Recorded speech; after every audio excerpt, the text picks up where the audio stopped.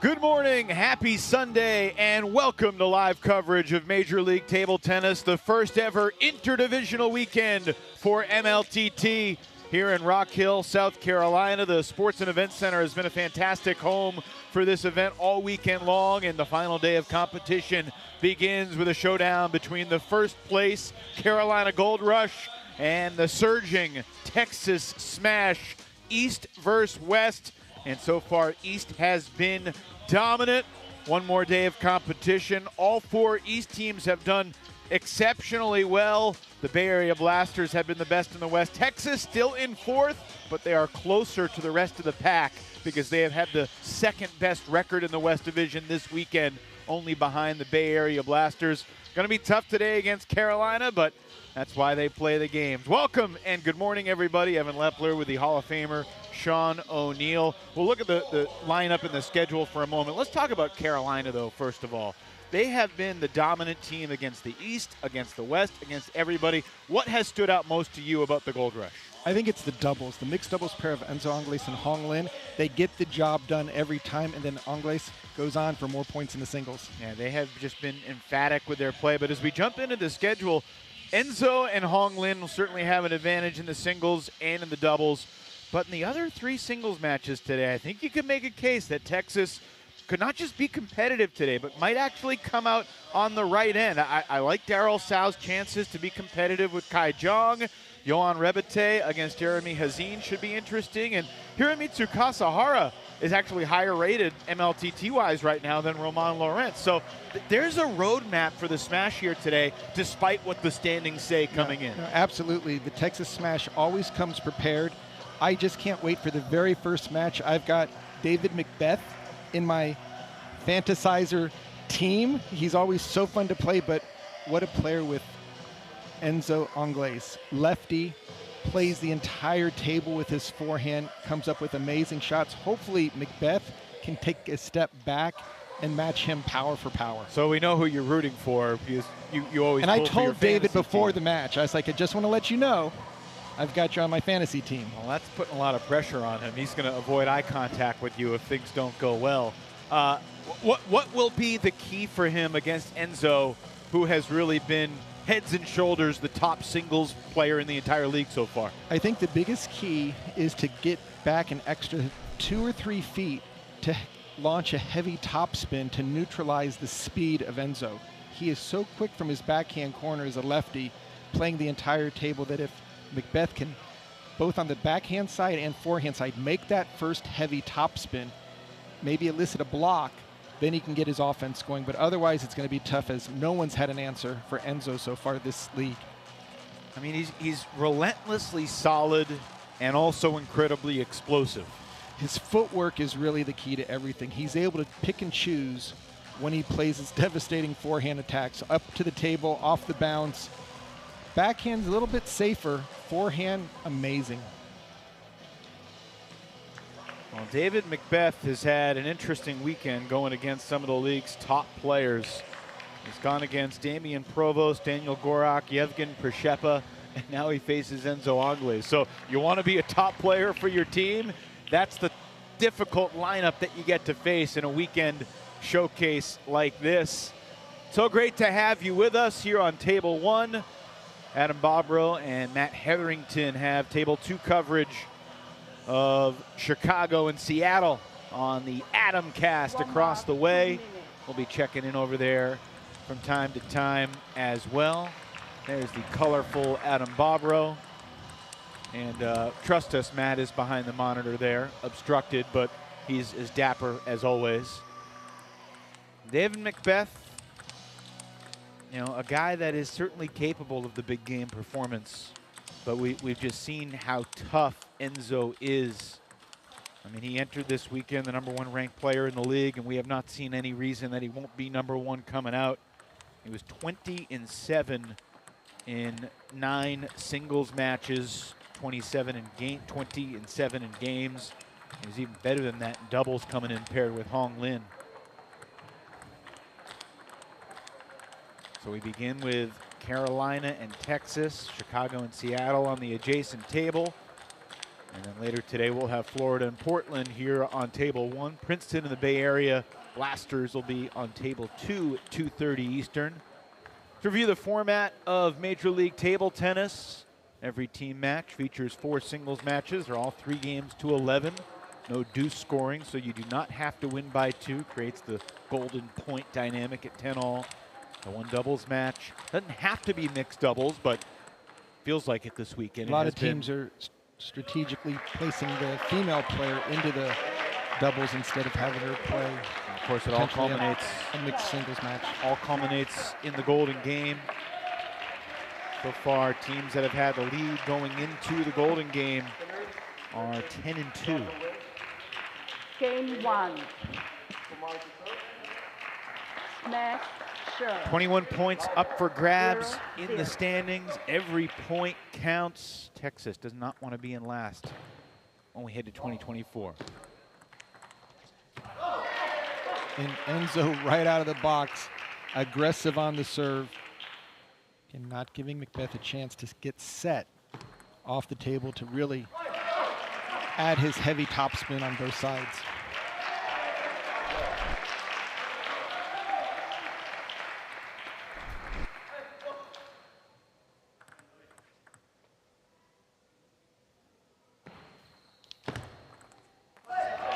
Quick 3-0 lead for Enzo Angles. 28-year-old Frenchman. He's been in the top 100 in the world.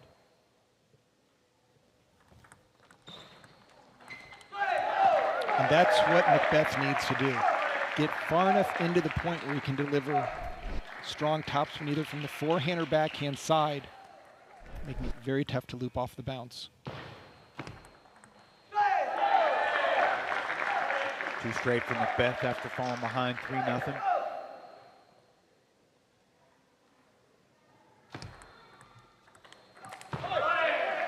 Three now. Jung, we quickly want to get your thoughts on the singles match going on across the way between Chicago's Damian Provost and Seattle's Nikhil Kumar. That's also 3-all in the opening game. Very interesting. Instead of a contrast in styles, very similar. Both lefties, both like to play a lot of off pace with the backhand and then a big forehand. It's really going to come down to who wins that first game to put the momentum into the rest of the match.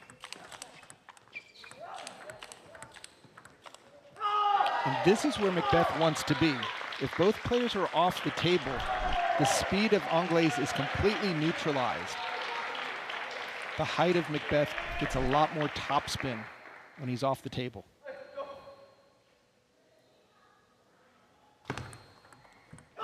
So how does he push him off the table? What's his mindset to try to implement that strategy? Yeah, he's got to get these serve returns first of all, and then play it deep to the middle, get Enzo to step back a half a step, and then just keep putting more and more topspin on the ball. Trying to take away the angles from Enzo directly on the first and second shot. Not easy to get back during a rally when an opponent is trying to send you at extreme angles. There you could see Angles going for the wide ball out, but start in the middle. That cuts the angles down quite a bit.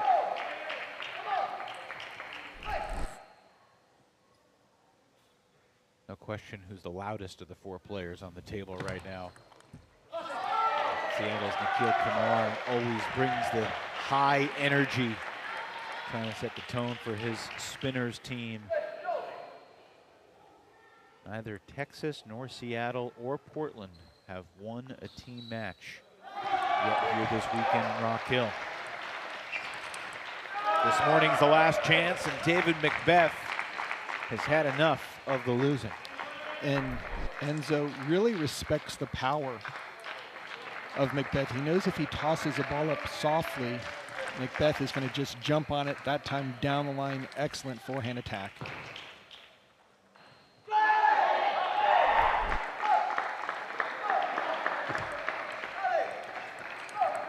And that time, Angles did a very nice job. It clipped the top of the net.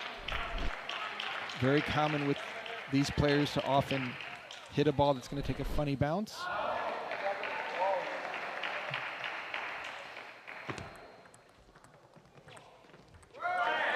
McBeth hanging with the #1 draft pick in first MLTT draft right here. And very good footwork. Got in very quickly, got back out. Nice work. 7-all, opening game.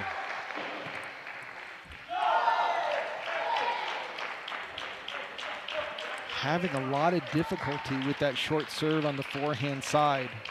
Anglaise has scored repeatedly.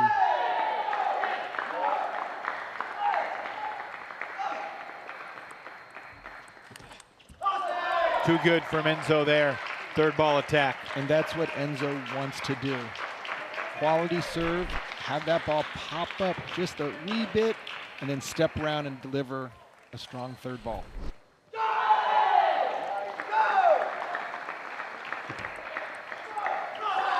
Wow, 10-7 lead now for Anglaise. Going for broke over the table, great backhand flip.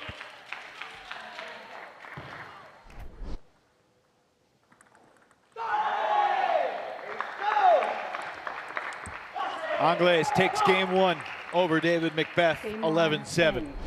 And Anglaise just able to dictate both on the serve and serve return. One level stronger than McBeth. McBeth had a chance to get some of his top spins in, but really it was down to Anglaise just controlling that first ball, adding a lot more speed, a lot more placement. Enzo's weekend began against the Bay Area Blasters, Tao and Jung.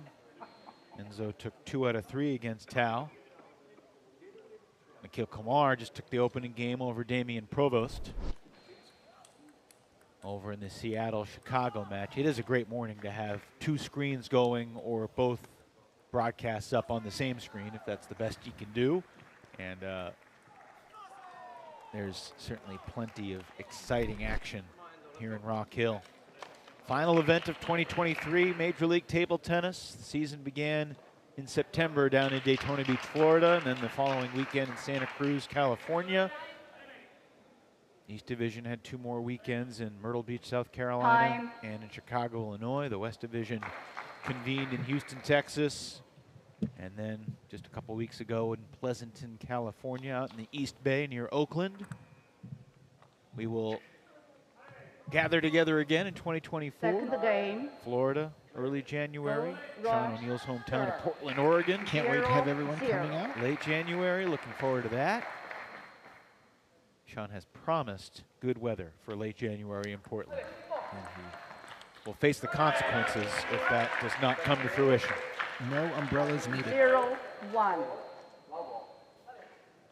So McBeth strikes first here in game 2. Smart move by McBeth, deciding to go for the heavy chop deep into the backhand. Problem is that Anglaise is so fast, able to step around the ball. But that's a very smart way to neutralize somebody with speed, just to juice up the chop. Now, Evan, anytime I see McBeth really moving his feet, I'm feeling good, because that means he's setting up his shot. He's not just playing the ball to the side that it was played to.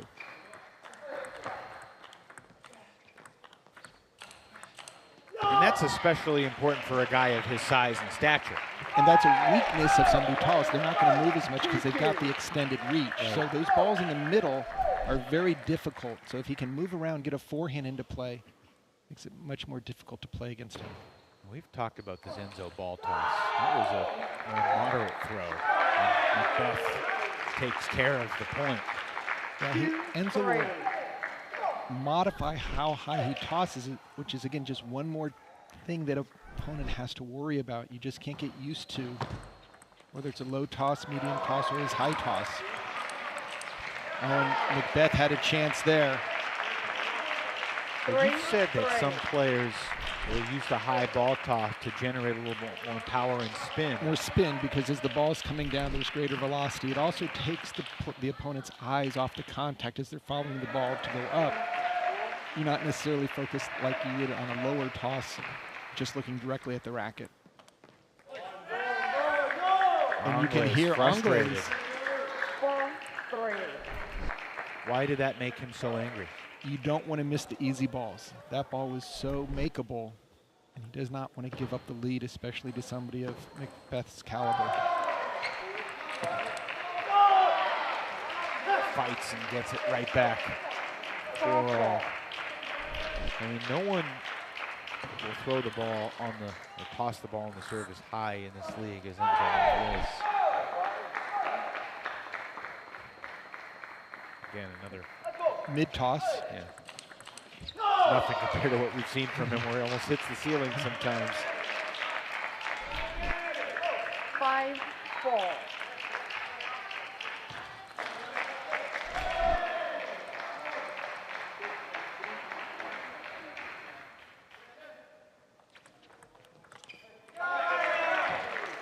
You can see if a serve goes off the end of the table and just trails out, 5-5. McBeth has such strong topspin. If he can establish that first loop, forces the opponent to have to block the ball back, and he'll just stay with the offense then. Look at the shot. Look at the power there. McBeth just delivering a great blow. 6-5. Perfect backhand, and then just steps into that forehand.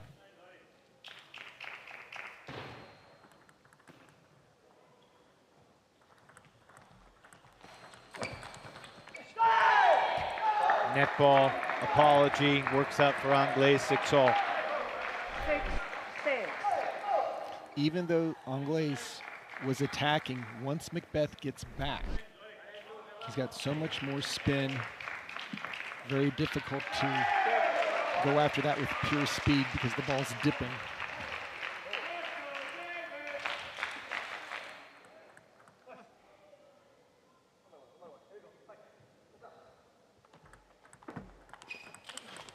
And again, there's the deep push that's going to make it very difficult for Anglais to step around and to go for a third ball attack. That time he spun the ball up. McBeth got in his stance. Great counterattack.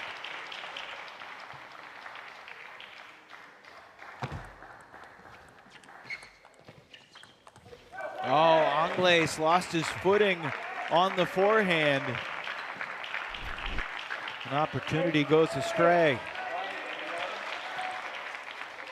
It almost feels like Anglais knows he needs to score the point before McBeth can get back into his stance. Look at that. 9-6 lead now for Texas's David McBeth. And that's why I have him on my fan team. Great power.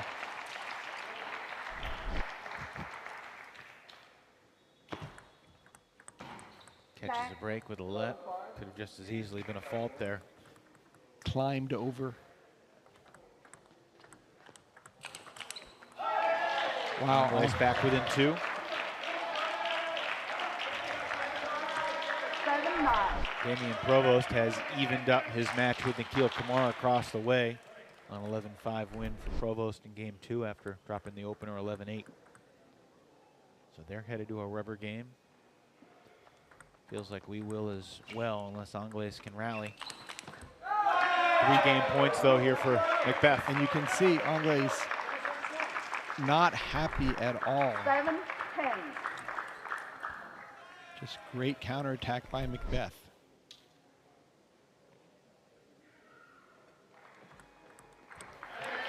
That's one of the things about Enzo is just he carries himself in a way with such high expectations. You know, he 10-8. exudes frustration when he misses a ball because he really expects to make every one. He also respects Mr. McBeth and his style of play. And now we are tied up at 1 game apiece. 11-8. McBeth Smash. establishing that he can get back into that power position off the table. And again, no one has been able to figure out the Anglais' speed and angles. McBeth taking the half a step back, that time getting the point directly on the serve, but very effective style. So Jorg Bitzigayo chatting with his player David McBeth, Alex Yang doing the same with Enzo Anglais. Meanwhile, over on table 2, Damian Provost and Nikhil Kumar are in game 3 on the Adam Cast, Adam Bobro's YouTube page. 2-0 lead in game 3 for Provost. Kumar just got back within 1. But David McBeth really turned it around in game 2. Took a lead, was able to hang on. Excellent job of getting in position, giving himself enough time to take a full backswing and then delivering very heavy topspin counterattacks. Time.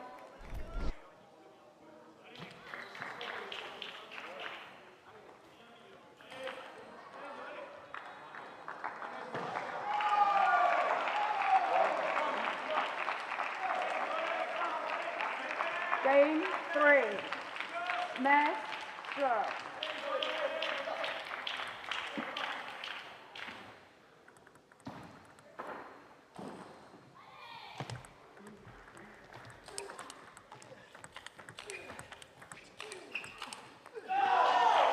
Great play by both players.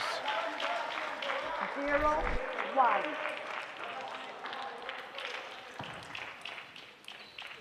McBeth would love to be in that type of point each and every time if possible. What are the factors that this deciding game will come down to, do you think? It's really if McBeth can get past the serve. He had a couple unforced errors on that short serve to the forehand. Can't afford to give away. Much better serve return there. Touched the net. McBeth quickly acknowledged that. Enzo just feeling the pressure. It's a different style that he's been up against in Major League Table Tennis.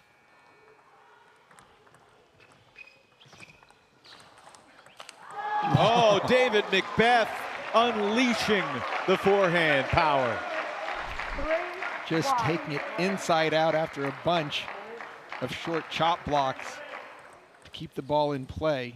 Bam. Tries it again and this time whiffs. 3-2. McBeth would love to have this shot back. Two polar opposite shots, those last two big swings. Next. Timeout over on table 2. You saw Nikhil Kumar chatting with his team. He trails 5-2 in that deciding game 3 over there.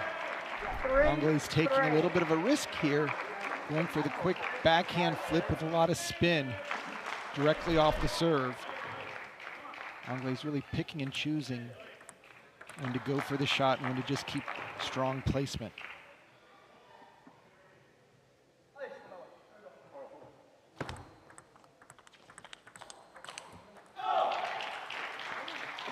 McBeth needs to move his feet on those forehands. Very difficult to deliver a strong ball after playing a backhand and not moving your feet. Just want to open up the hips a little bit, let those shoulders rotate.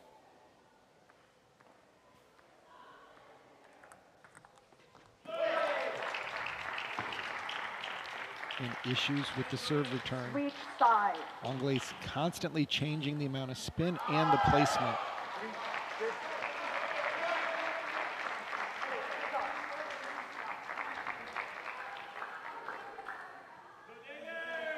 Kai Jung, 3-5. Errol Sal. Smash serve. That is going to be some big forehands.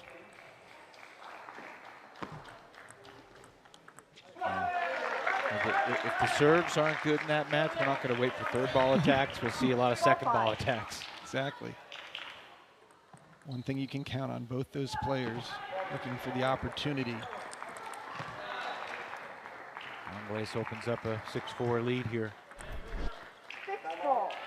That's the thing about Enzo. It may look like he's on the verge of getting flustered, but like the feeling of being flustered, somehow he sharpens his game.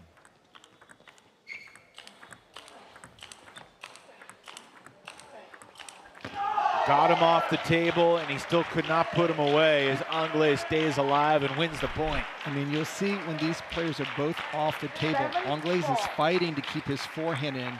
McBeth is comfortable playing the backhand attack and then going for the big winner on the forehand, just missed down the line.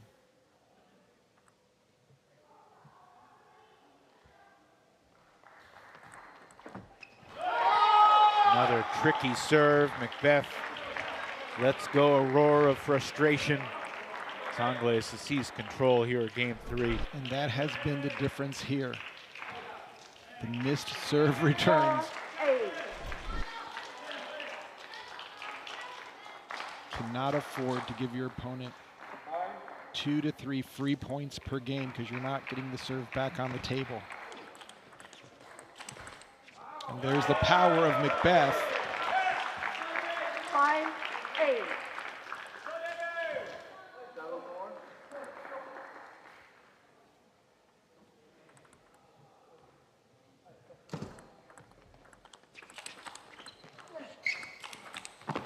Two in a row for David. And the big Brit has sliced the 4-point gap in half. 8-6.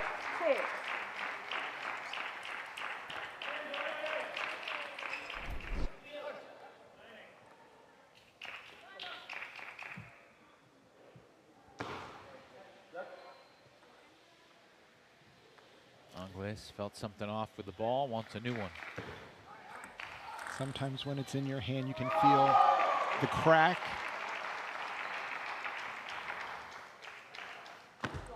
That serve. Next.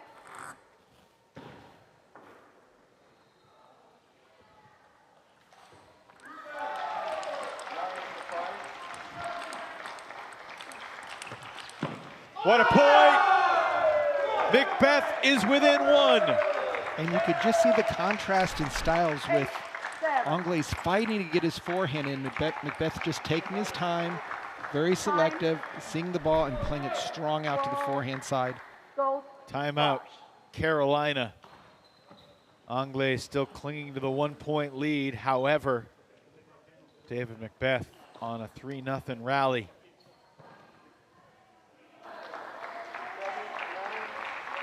Meanwhile, exciting stuff over on table 2 with Provost and Kumar. Damian leading Nikhil 9-7 in game 3 over there. Let's check out this recent McBeth rally. 3 straight points. Just big forehand again. The goal is to get Angles off the table. Once he's off the table, he's really limited to what he can do because he's a forehand-oriented player.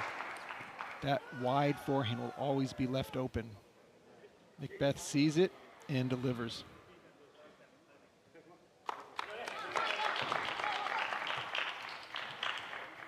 Time. Just heard a big roar from Provost across the way. He's up 10-8 with a couple of game points coming to take a 2-1 victory over Nikhil Kumar. 8-7. Fans filing in, enjoying themselves.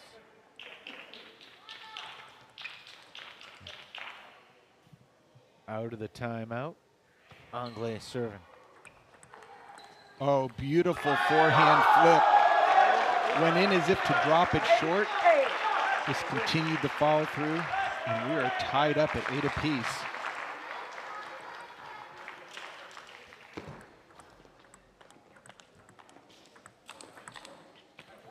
Net balls. McBeth has gotten a number early in the first 2 games, but this time 8-9. Angles able to take advantage.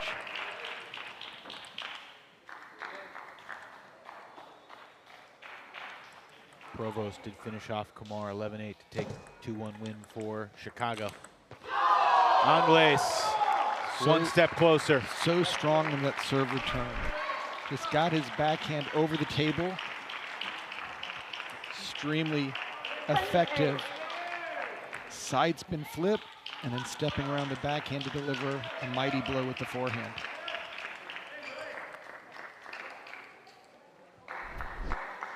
Game points, Enzo Angles. Good night. Game over. 2.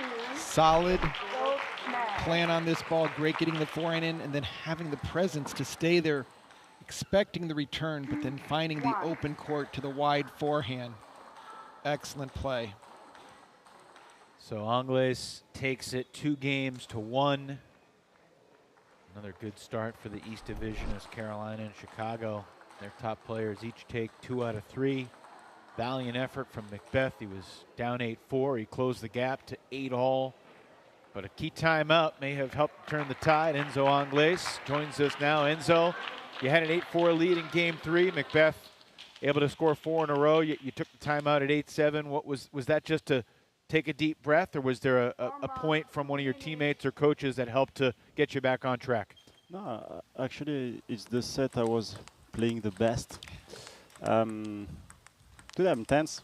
If you have an answer to that, I take it. But no, I could deal with that, and yeah, it was not moving so well, but it's okay.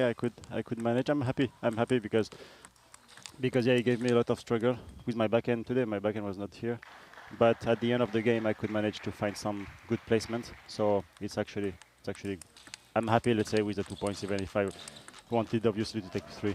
It seemed also, Enzo, that on the serve and serve return, you really did exceptionally well. He had so much trouble with your serve, missing a lot in the first 2 games, but more importantly, on your serve return, how aggressive you were in the game 3. I had to because if I'm not aggressive in the first one, then he take control over and over, and then I'm struggling. So I had to be really aggressive in the first ball, and to play more forward. I was just too far from the table. Enzo, we noticed some of the different heights of your ball tosses in that particular game. How do you decide which ball toss to use? It's not me who decides, it's the lights. Really? Yeah. So like the second set, for example, I struggled because I could not really serve.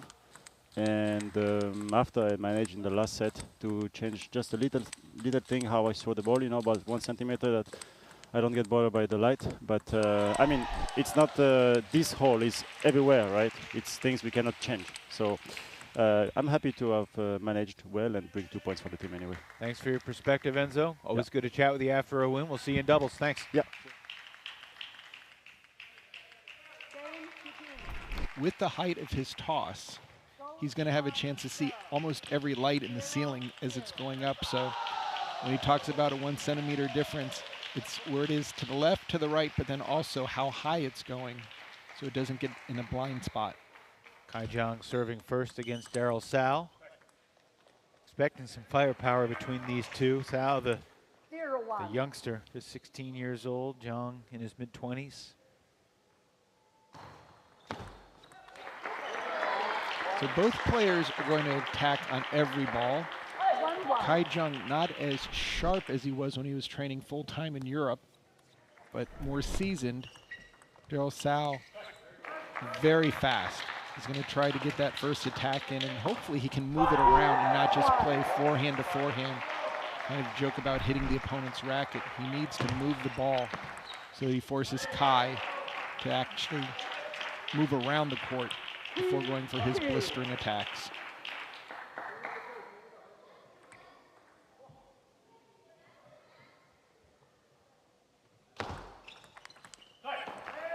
Fair to say, Sean, that a guy like Daryl Sal and kind of a next generation of table tennis players you feel like will benefit the most from Major League Table Tennis? Absolutely, absolutely. Daryl Sal, Andrew Sal, a number of our up-and-coming juniors. Adi Serene. Absolutely, and Adi right now is finishing up in the Youth World Championships. Why is that? Just because they have an opportunity to play a higher level of opponents more consistently? Yeah, not have to travel halfway around the world to get competition. The number of different styles, it's basically like they're able to play in the European and Asian leagues. We've got so many players from both locations. Experience is so important in table tennis, and that's what Major League Table Tennis brings to every player. Chance to play so many different styles in a pressure-packed arena with the team element is another thing that really helps. And Kai Jung is having some issues right now with his forehand. He needs to settle down just to get the first ball on the table.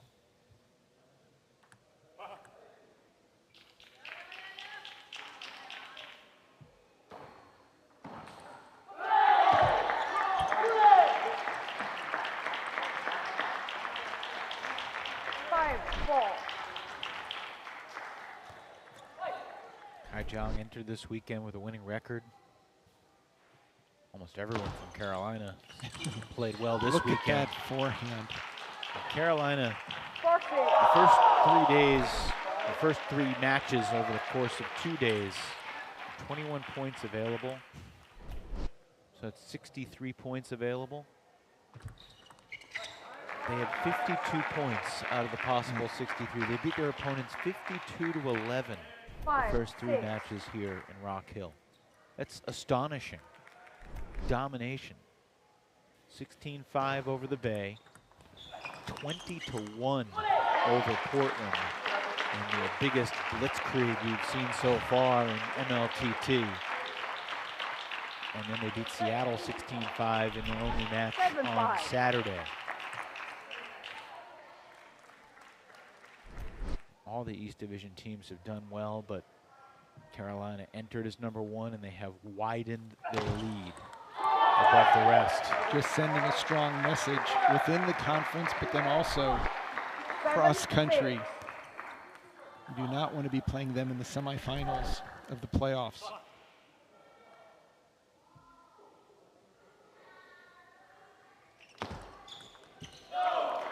And that's the thing, Sean. I mean, the West Division still feels totally wide open based upon who's going to be available and who's going to raise their level the second half of the season. The East, it feels like Carolina's running away with it. But the 2 spot, an edge ball there, Kai Jung apologizing, but he'll take it, 9-6 lead. The 2 spot, I mean, Princeton was 16 points behind Florida for the 2 spot coming into the weekend. They have made up 5 of those points so far, so they're 11 down as we start this Sunday. And it feels like Princeton is rounding into shape. I'm not here going to predict that they're going to overtake Florida just yet, because it looks like Daniel Gorak's been back on track. He and Ekholm have been a very solid doubles pairing. Ojo's mojo still is strong. But it's definitely a really interesting race in the East Division for the 2 spot. And look, we have seen Chicago have great moments of success. In singles especially. Yeah, they've struggled doubles. In the Golden Game, they've been snake bit. But if you were to tell me Chicago gets hot in the second half of the season, I would not be shocked by that at all. And Kai Jung tossing his racket towards the net ball. All of a sudden, Daryl Sow has evened this opening game up 9 apiece. This is where there's few points early on that Kai had the ball on his racket and just was easy attacks. You start thinking about him at this time. Possibly could have been an 11-6, 11-5 game, and now we're tied at 9-all. But that's a big point for Kai Jung. Great serve return, keeping it short and low, forcing a very difficult shot. Barrel jumped over to play his backhand on the forehand side. That's a nice forehand, and Daryl Sow sets up our first golden point on this Rock Hill Sunday. Kai with the serve. Which one of these 2 righties will rock this golden point?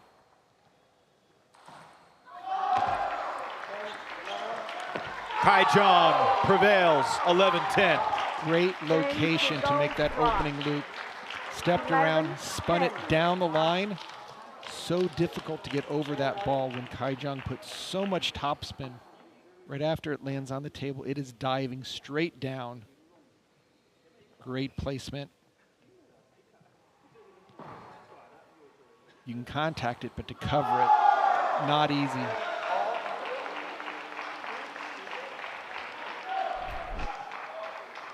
So we had a golden point opening game of second singles here on table 1. Over on table 2 across the way. Golden point right now. Give you a little bonus coverage. Dan Liu serving to Andrew Sow. This is 10-all, Sean. The pen holder, Dan Liu, trying to win it for Chicago. But it's Andrew Sow for Seattle. That ties up that match 2-2 through the first 4 points. Needs to go for a bigger shot on that one. And you have Andrew Sow just ready to pounce on the counterattack. You've got to put something behind that first loop.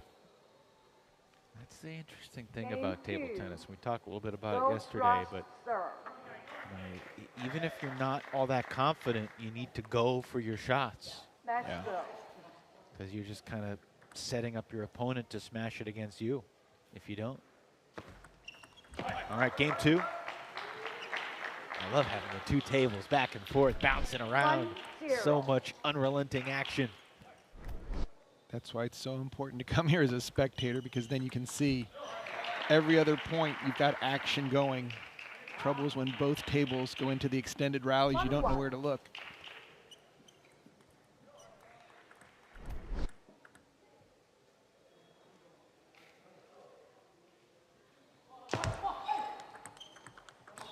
Oh, look at the backhand of Jung. 2-1. Great block followed up by a strong topspin off the bounce. Super angle.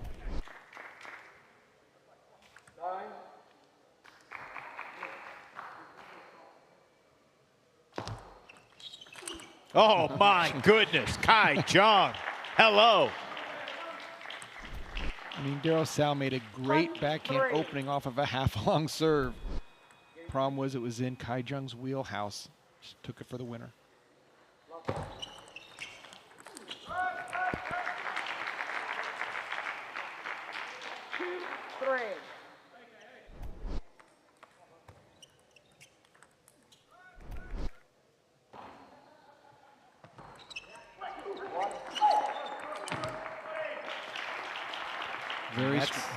That's Kai's game. Anytime Kai can get a full swing, whether it's a backhand or forehand, just the speed of his ball. He's not placing it on the table like Dan Liu. He's finishing it every opportunity.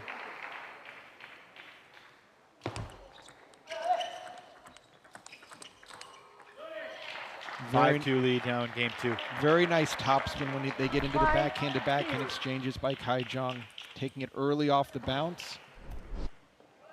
Not giving Darryl Sal a chance to step around and play his forehand on the ball.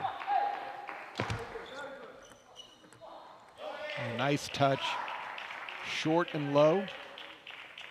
2-6.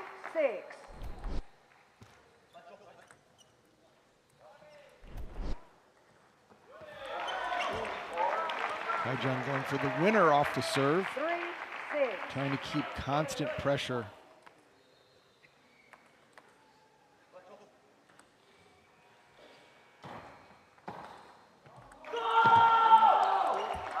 Strong backhand by the youngster, Darryl. 6-4.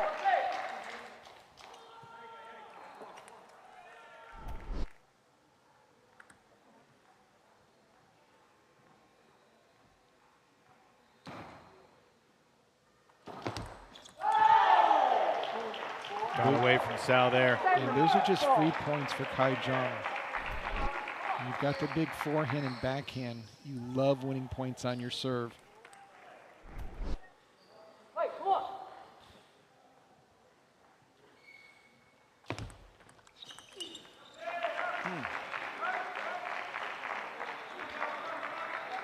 Felt like Kai's been in control of this game. It's only 7-5.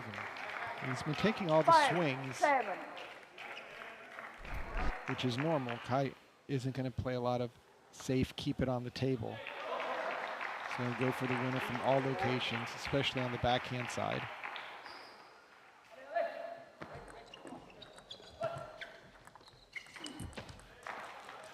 That time, unable to connect well. 6-7.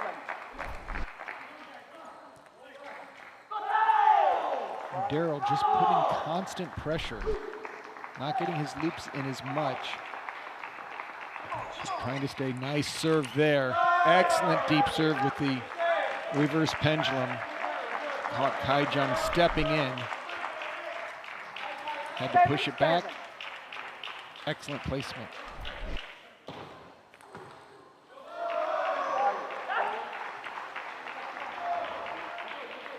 Seven here in game 2. And Sal has surged in front. 7-8. Darryl just, again, that constant pressure, keeping the ball in play, forcing Jung to go for the big shots.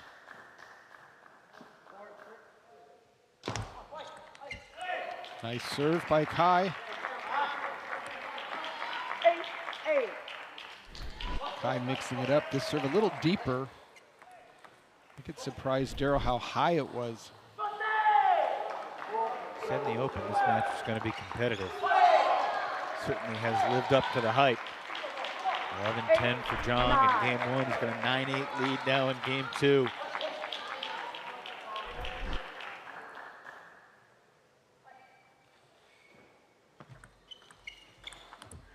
Oh, unfortunate break.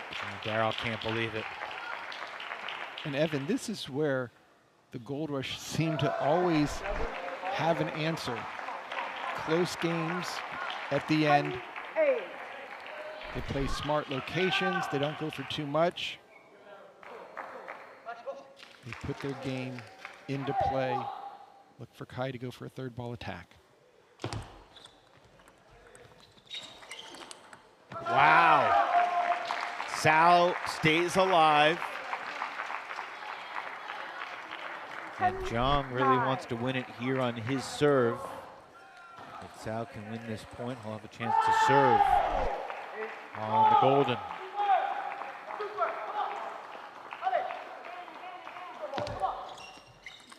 That was a little bit of a crazy backhand. Took it early, didn't give a chance for the ball to breathe or get to the top of the bounce, just ripped it into the net. And once again, these two fellows. Golden point. Sal serving. And Sal has evened this match up 1 game apiece. Really strong block on the opening loop. And then perfect placement into the body. Kai relegated to just taking a swing across his body with this forehand, but not in position. Just jamming it into the net. Stricken faces on the Carolina Gold Rush bench. Now these golden points, everything can hinge on just the one swing, the one piece of good fortune or misfortune as the ball ticks off the top of the net. And this is just with 1 point on the line. I mean, we have seen the ultimate golden point 5 times so far in MLTT history. Once this weekend, the Princeton, Texas match. Sorry to remind Smash fans about that, when Jinshin Wang outdueled Kasahara. That was coming back from 2016. Yeah. Time. Leading. That was wild. I mean, how heartbreaking is that to save 4 match points? Yeah, I mean, the story of Texas this weekend is certainly different if they win that match and Game they 3. take it 14-7 Gold Rush instead of serve. falling 13-8.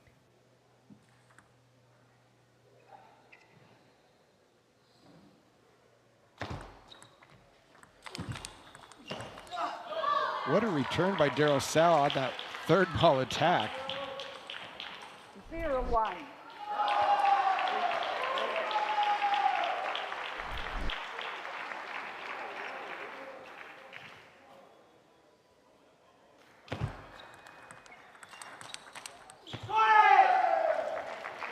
Daryl staying just a tad closer. So when delivering those counterattacks, he's going to have the upper hand. 1-1. Who's your pick here in game 3, Sean? I just like Daryl's positioning right now. It seems his defense is working, and it's not defense as in chopping and lobbing, but it's just blocking the balls back and keeping Kai off balance. 1-2. But Kai is such a shot maker. If he can take a full swing, there's really not much anything anyone can do. Daryl plays so good up at the table. He just has to stay on the offense. 3-1.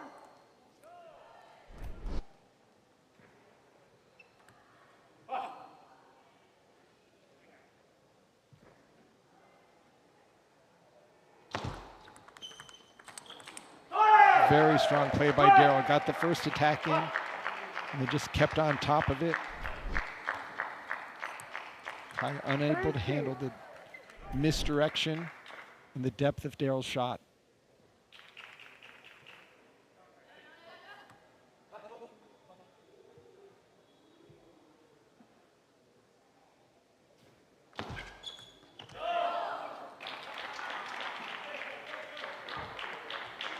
So a lot of free points off the serve for Kai Jung. 2-4.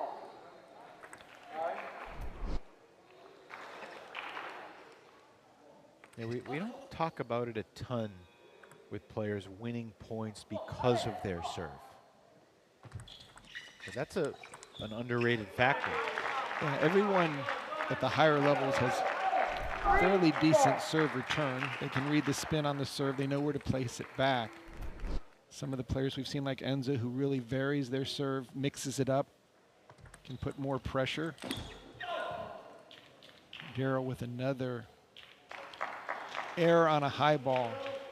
Line 3. Generally, he would make that without any difficulty. What chance do you give McBeth and Wong against the best doubles team in the league? If they can win one game, they feel good about it? Yeah, instead of getting swept. But I think Hong Lin... Is that a mindset that you can go into a match with and be successful? I think so. I mean, the challenge is you cannot afford to give the other team 3 points. And if you're thinking, let's just get that first game, and if that doesn't work, then you just say the same thing, let's get the second game. If that doesn't work, you just keep fighting regardless. But if you think you're going to go out there and win 3 straight, you're on the other side of the arousal curve. You're just thinking that too confidently that all of a sudden I should be winning, then you'll get frustrated. And that's not going to work in this game.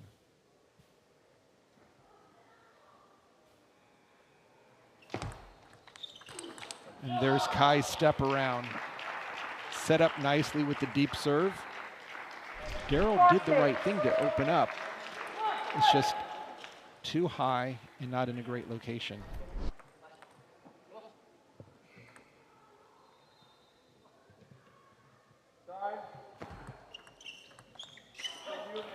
Another easy error. Daryl not happy with himself at all.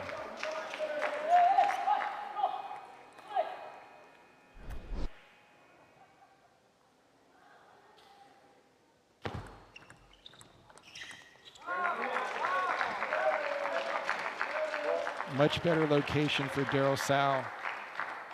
If he had gone to the forehand, Kai was ready. Instead, just took a little bit of pace off the ball, took it down the line.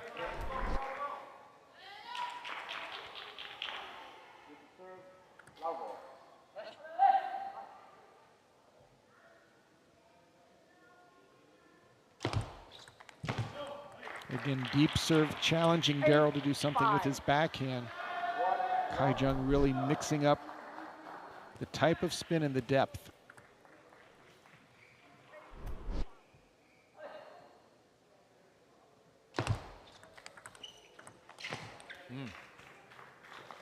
Deep serve, Daryl makes a great opening. Kai puts his paddle on it, and then Daryl unable to convert. We've seen Daryl come back before, but this is a tough task, trailing by 4 at 9-5. Well, that's a start. And Kai's serve return, he just tried to keep it short, didn't worry about the height, but that makes it way too easy for Daryl to step in.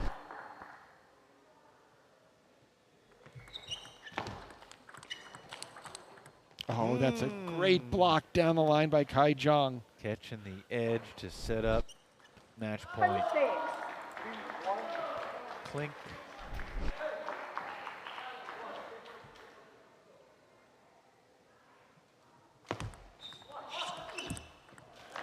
Going for the winner. Got some points to waste, but he would love to finish it right here on his serve. Otherwise, it'll go back to Daryl's paddle.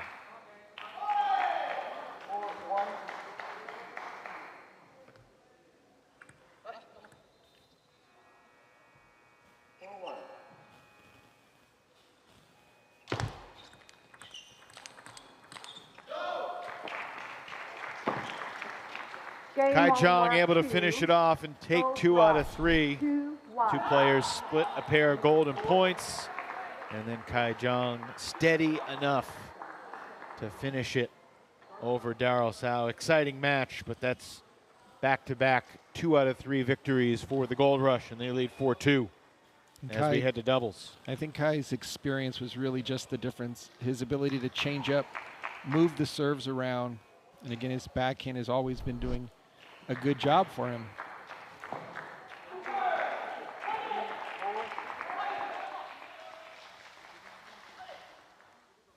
Kai Jung joins us now. Thanks for popping the headset on, Kai. I mean, couple of golden points in that match. You guys split them. Ultimately, in Game 3, what was the difference for you getting the job done? I'm very happy that I win at the end because my ankle, start feeling the pain. As you can see, I wear like the guard. I think just the second game, 10-8. There's like 2 easy shots. I try to win, for like big crazy shots. I think I should have just like put the ball on table. But overall, I'm happy to win the match. When you miss one of those big crazy shots, does your mind tell you to pull back a little bit and not go for it the next time? Yes, it did. And even like my coach, gave me the signs like, slow, just on table. But my arm just like your arm wants to go big. Yeah. So Kai, my question for you is, you've played professionally in Europe. Now you're playing Major League table tennis. How would you compare the two experiences? To be honest, like in Germany, I played the second Bundesliga, and compared to like the venue, the hall, and like the professionalism here, I think like MLTT is just much better than second Bundesliga. I don't know about like the first Bundesliga because I never played, so I'm really happy to be here. Yeah. And how pleased and grateful are you to be a part of this Carolina Gold Rush team that just continues to dominate pretty much whoever your competition is? Yeah, I think like we just start, like to build like the momentum, the confidence, and like the team are very, like happy and really like enjoy, like the tournament here. Like we're having fun.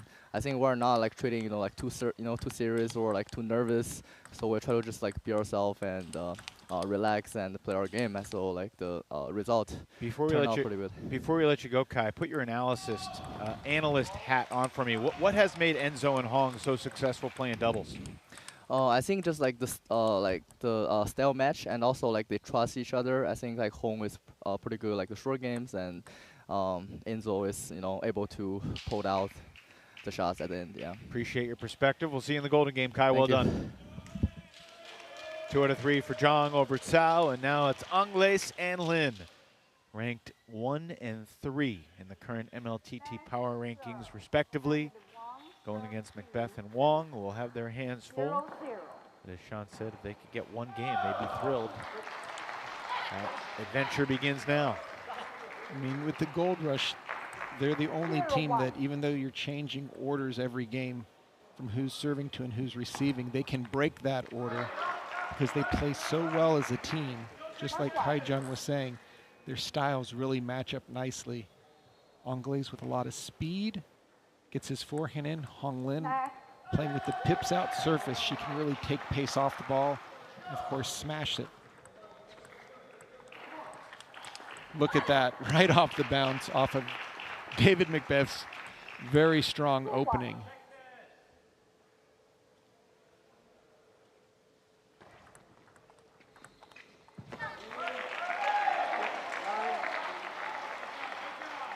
I feel like part of a good doubles team as well is a player's ability to let go of a bad shot, because the doubt can creep in that you feel like you're letting your partner down, and if you let that one mistake compound itself to additional mistake, then it can really snowball. But we don't see that from Enzo and Hong. They move on really quick. And yeah, and I think it goes back to, again, what Kai Jung was saying. It's the trust.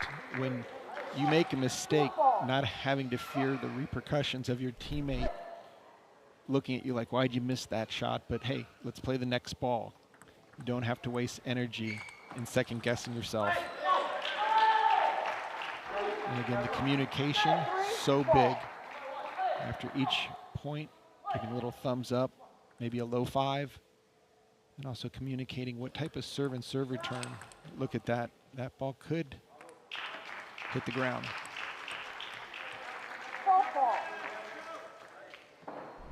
In the footwork of the Gold Rush with the righty-lefty combination. Enzo can basically cheat and move halfway up the table, to return the serve.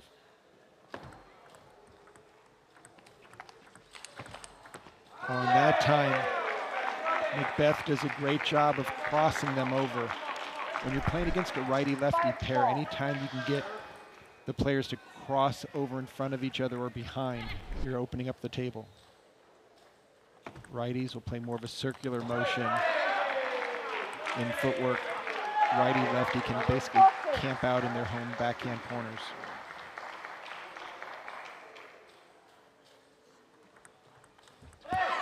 And that's a tough angle for McBeth to make. 5-6.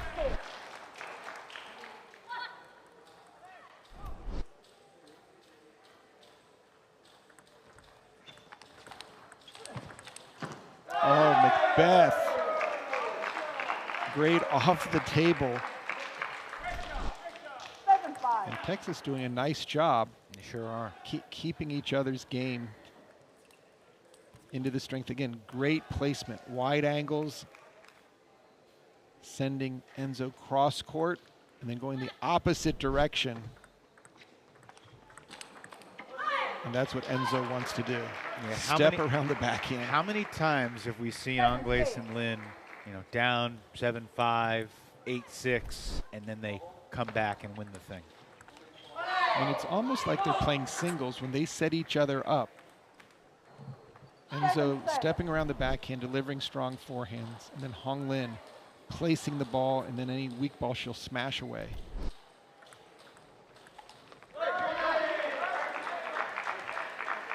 A little off balance there. Angles sails it long. McBeth and Emily Wong have a real opportunity.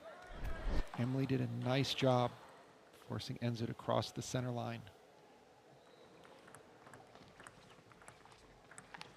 Oh, great over the table forehand hit by Hong Lin. Not uncommon for somebody who learned the game in China to have a great short game.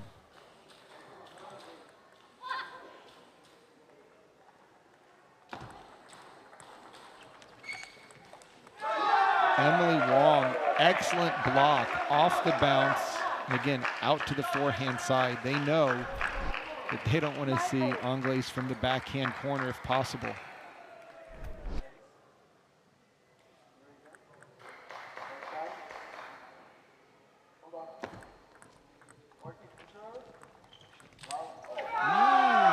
Angles unable to land it on the table, and it's a handful of game points here for the underdogs in this doubles match, McBeth and Wong. And he's normally golden on this shot. We've seen him fade away and go down, trying to add extra power with McBeth in the backcourt. And once again, that service giving David McBeth just fits.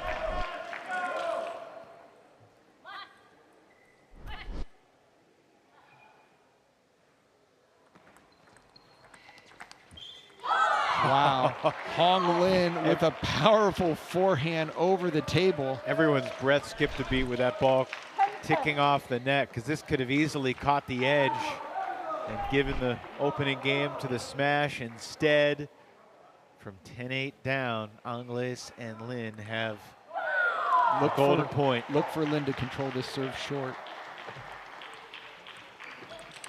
And Angles sends it into the net, and Texas takes game one here in the doubles. Go to smash. Lin's pushback did not stay short enough. Emily Wong got the job done with the first attack. Not a ball that Angles wanted to have to counterattack.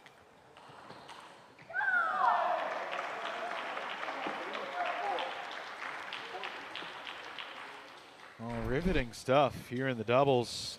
Certainly a surprise. And I mean, you talked about how Texas wanted to win one game. They've got that done. Now's the time to dream a little bit. Yeah, and I would think, again, the order is going to change, so the points will vary now.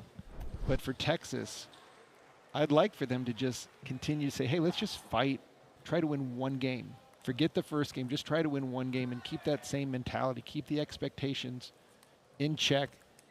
Don't get overconfident. It's not likely that will work against a team of Hong Lin and Enzo Angles think that you're going to just shut him out, Time. but we will see the order changing.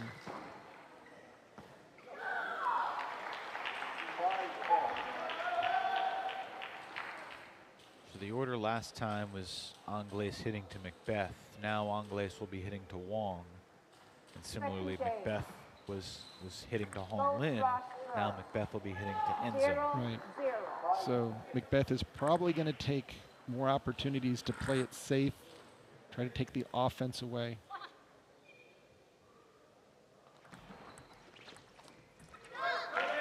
Hong Lin needs to be offensive minded so that McBeth doesn't have a chance to have some free swings.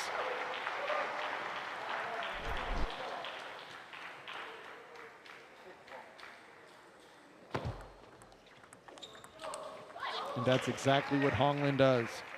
Gets the first backhand opening away from McBeth, forcing a very difficult angle to play down the line. And Hong Lin, just a master of the short game. She would love to have that last golden point back and just drop it short. Look at that forehand. Putting instant pressure on McBeth.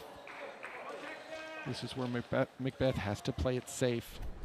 Unless it's a weak serve, look for him to just drop it.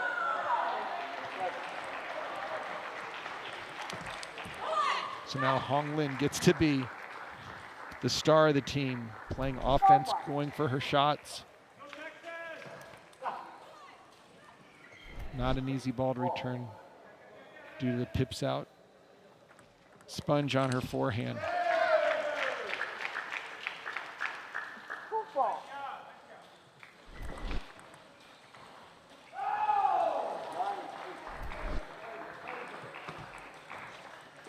Sean, we could debate what the better order is, perhaps. But would you rather have the better order, quote unquote, for the Second game. For game one in the first half of game 3, or game 2 in the second half of game 3? It's going to all You want game 2? game 2 and the end of game 3, because it's 10-10 in game 3. I don't want to have to play a situation where I've got to make a shot I'm not comfortable with.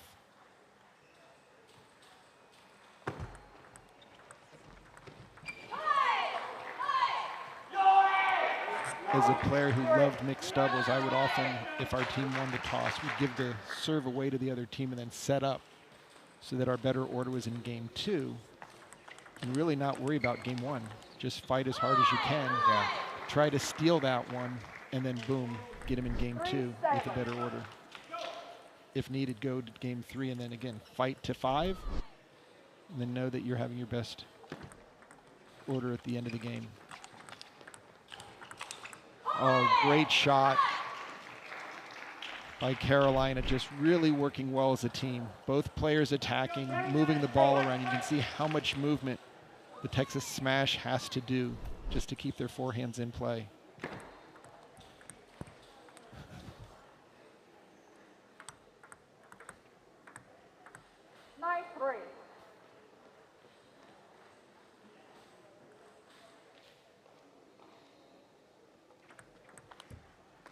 You can see McBeth just going for too much right now, realizing the deficit is too large.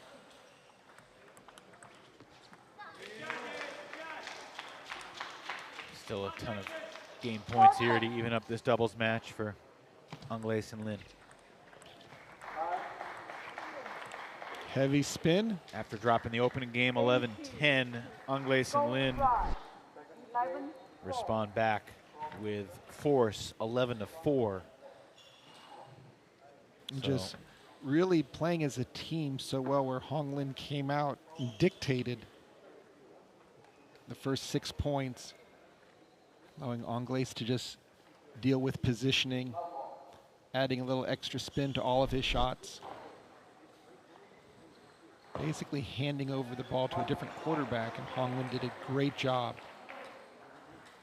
You know, these two teams, Sean, you know, Carolina had the most points in the league coming into the weekend. Texas had the fewest points in the league coming into the weekend. Fewest other than Chicago, I should say. Chicago had more coming in, but Chicago's got more now. But we've seen, 3 really competitive matches. Both have been 1-1 through 2 games. Carolina has taken game 3 to take a 4-2 lead overall. Now 5-3. It's been tight. It's been intense. And I think the styles of play, especially with David McBeth, who is quite different than most of the opponents that Enzo has played on the East Coast. Tall player, a lot of spin, a lot of power. In those extended rallies, can really use that leverage.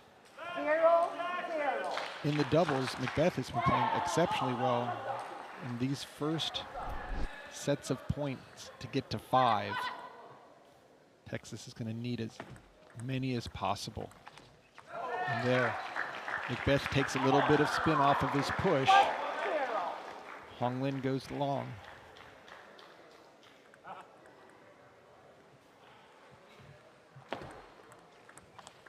And there, look at the backhand.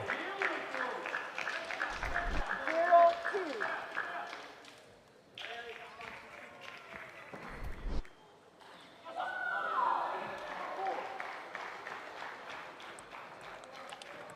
Wow.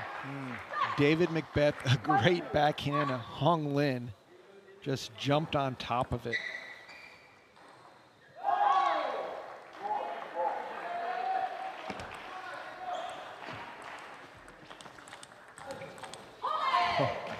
Just seeing the upper hand in the placement as the smash forced to run all over the table.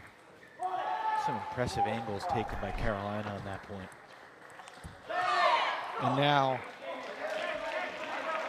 Gold Rush establishing the lead in the order that favors Texas.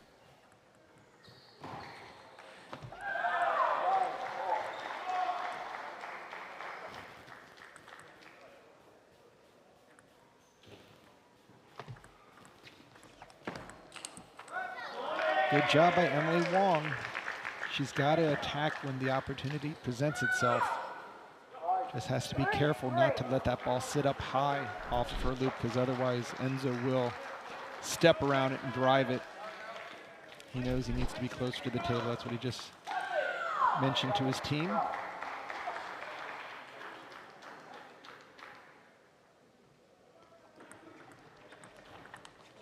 A nice deep push by Anglaise.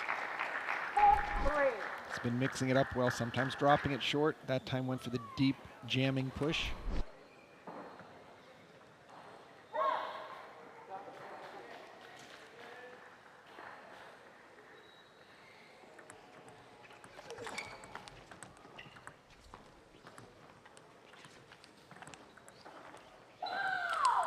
It's a great showcase of doubles.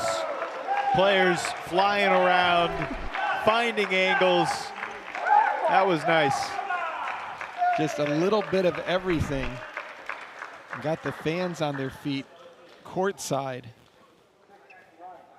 I think David McBeth was a little embarrassed with how excited the fans got.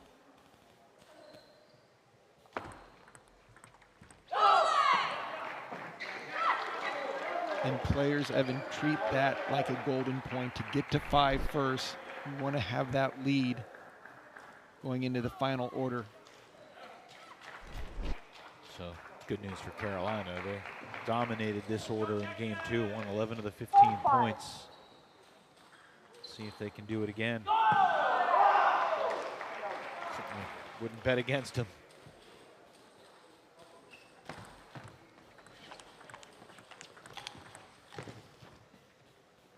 And you could just see the complete table control, moving the opponents left and right, forcing them to cross behind each other.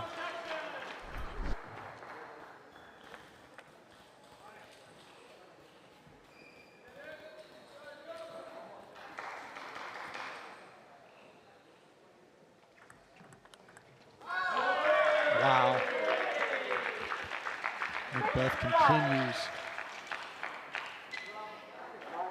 to display the power.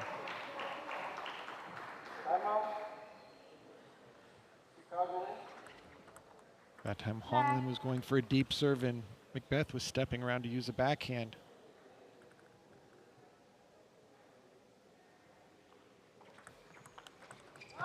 Again, very strong play on the serve return. Using his wrists, McBeth really solid over the table. 6-6.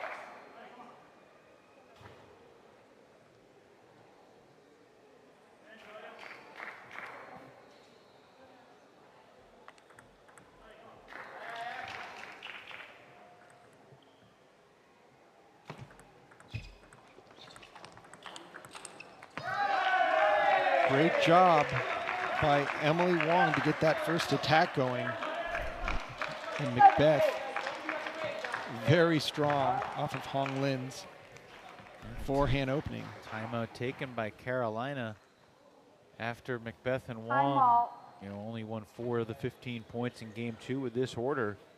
They've won 3 of the first 4 here after the team switched sides with Carolina up 5-4 in game 3. So one thing, Evan, that I'm seeing that I hadn't taken into consideration is McBeth in doubles, he can get back already. He's not stuck up at the table like we see in singles, so he can camp out. That's what he's able to do on Hong Lin's attacks. Just take a half a step back early on in the rally. When she plays that quick ball, he's got a free swing. Golden point right now in doubles over on table 2. Provost and Tan versus Hagberg and Ortiz, and the Seattle Spinners are having their best day yet here in Rock Hill. They've taken the first 2 games in doubles, with Hagberg and Ortiz coming from behind in game number 2. We've got a 2-game-to-none lead over there. Time. Here we're the business end of game number 3 in the doubles match, and Carolina trying to find the right answer before we go back to singles with Hazin and Revite on deck.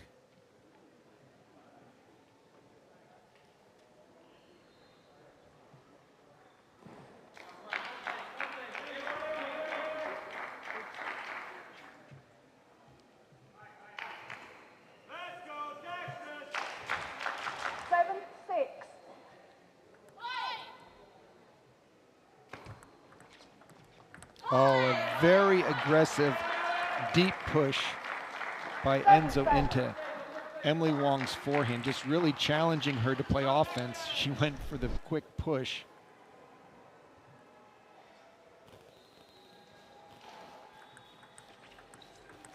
We're tied 7-7. I think that 7-8. The excuse me. scorekeeper was a little slow. Yeah, 8-7 lead now for Carolina. Excuse me.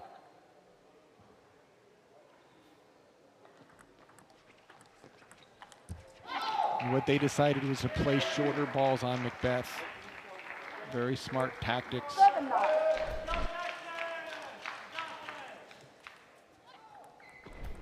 Staying away from McBeth's backhand.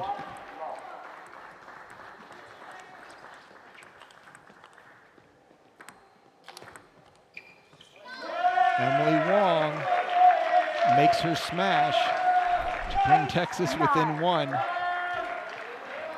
Great ball control.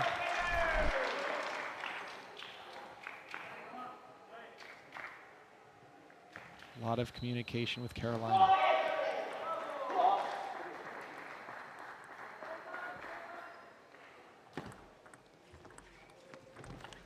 Wow. Angles takes the net ball and smashes it back. He's so fast, quickly getting around that ball on the pop-up.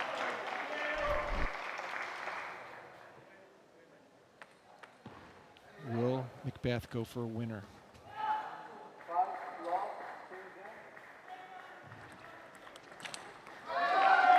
Puts the pressure on Carolina. McBeth's backhand has been very effective on the serve return.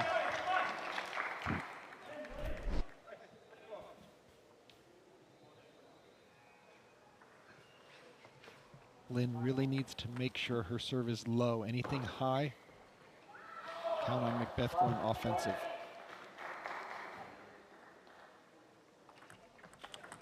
And McBeth 10-10. There's a golden point at the end of game one. Texas won it. Will Enzo go deep on the serve return? He's done it a number of times. Should he? Just jamming it, I'd keep it short. I wouldn't. He goes for the winner, and he gets the game as the deflection off Wong's paddle sails errantly long, and it's an 11-10 win on the golden point for the Carolina Gold Rush. That's 3 straight matches where Carolina has had the goods at the end of game 3, and they've got a 6-3 lead. And Enzo, so experienced, expecting the short serve, but when it went long, changed his mind and made the quick attack.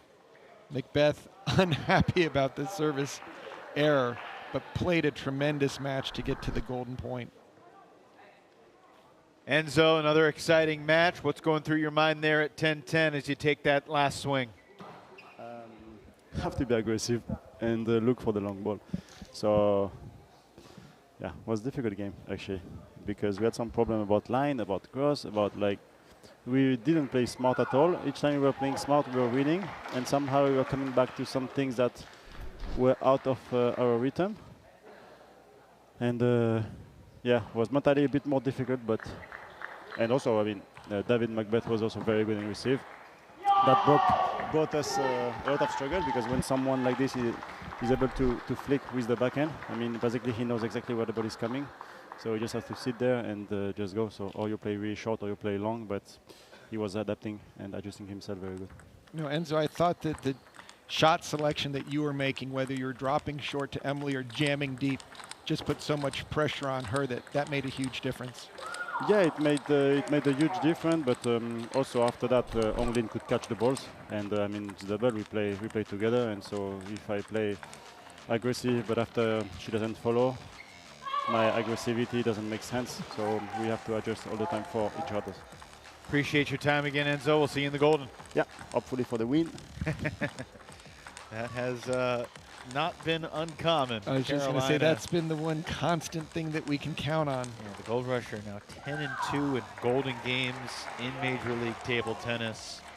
They are far and away lapping the field in that department. And this is going to be an interesting singles match as we turn our attention to Jeremy Hazin from Canada and Johan Rebete from Switzerland. Who do you give the edge to, and what do you expect from a stylistic standpoint? I love Jeremy Hazin as a NYU student athlete, does well in the collegiates, but my money's going to be on Rebete. He's just in much better form. His game is so solid, both forehand and backhand. Jeremy is going to have to land some big shots, and if he just plays safe, it's going to be a moving target. And I think he knows that he's going to have to do something outside of his comfort zone to get the W here.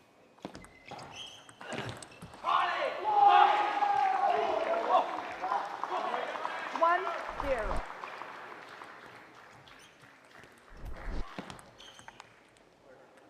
That ball caught the edge. Again, Jeremy, excellent sportsmanship. First person to point it out, even if the umpire didn't see it.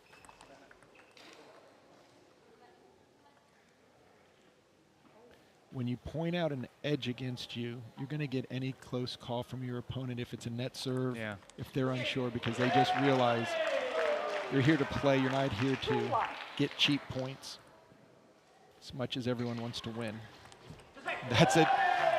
Rebete has done that deep serve. That is a jumping serve. It is so quick. Reverse pendulum, but cross court to the forehand. And this is what Rebete is going to do, is just put pressure on Hazin. Hazin's going to have to move his feet, much more than that, to get some offense going. Such a beautiful backhand, so smooth. Johan Rebete just 5-1. picture perfect technique.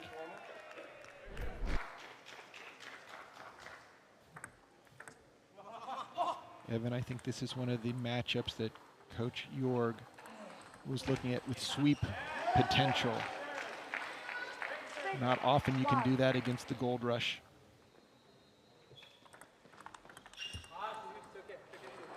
Hazin snaps the long string and gets back within 4.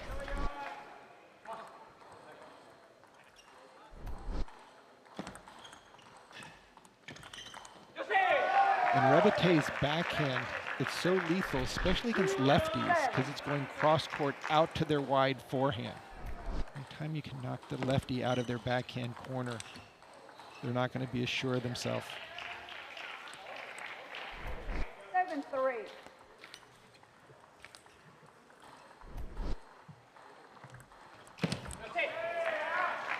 Those are big service points for Rebete. We know he's got the kicker out to the forehand, but he also is using the short ball to the backhand. And look at that backhand play right off the bounce.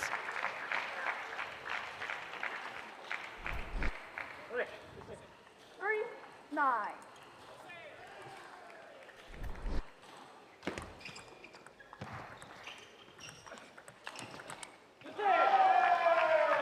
Just so smooth. 3, 10. Even on the defense.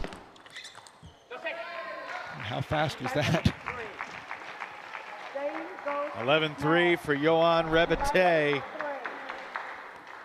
And we'll see if the Texas Smash can build on this, if Hazin can turn the momentum back in his favor.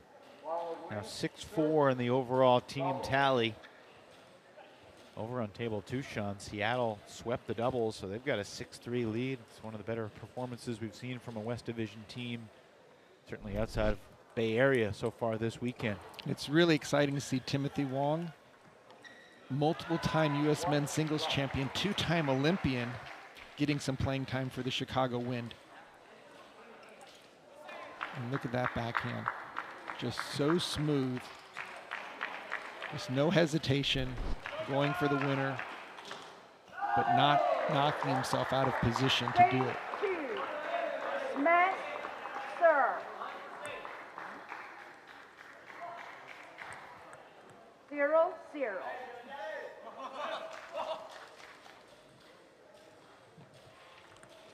Oh, service error, going for that aggressive serve deep cross court.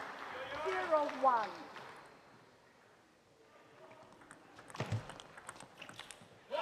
And you can see that Rebete wants to establish the backhand out to the forehand. Just doesn't want to see Jeremy blocking from the backhand corner. And out to the forehand, and then boom, cross court. And Jeremy knows that's going to happen. There's nothing he can do to stop it, though. He's got to get some attacks in, and not just play keeping the ball on the table. That's much better. Got to force the forehand. 1-3.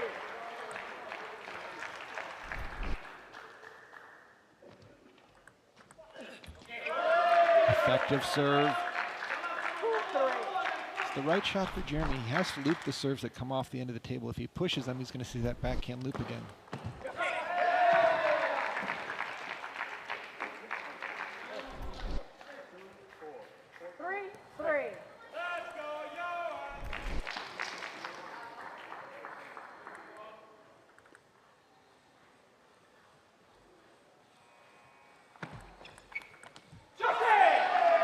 Rebete back in front here in game 2. 3-4.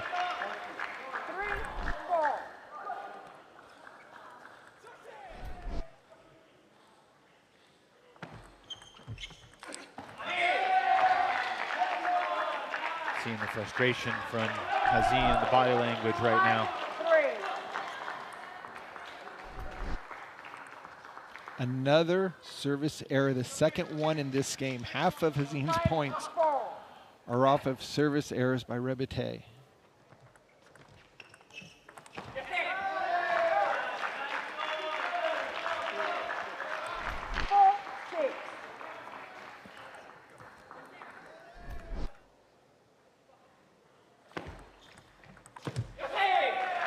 And you can just see Rebete wants to get the ball out to the forehand side. Jeremy is so much more predictable when that ball's on the forehand. From the backhand, he can turn and play the ball anywhere, but on the forehand, most of his shots really go cross-court into the backhand, forcing him to kind of be in no man's land when he stands in the center of the table.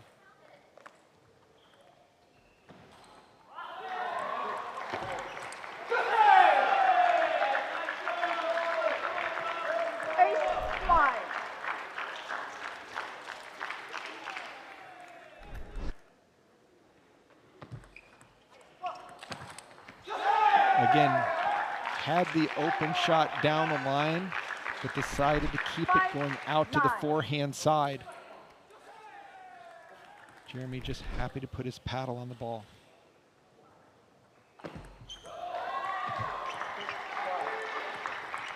Oh, great backhand punch there by Hazin.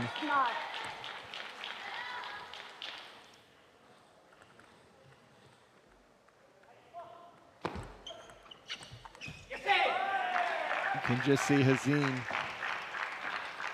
The Texas fans are feeling good.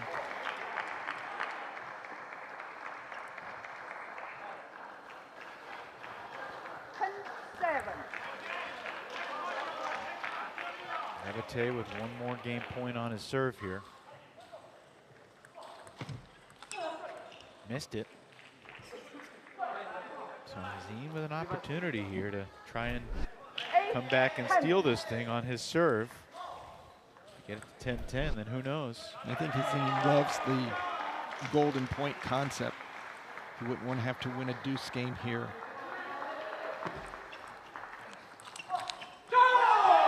(11-8) for Rebete after taking game one, 11-3.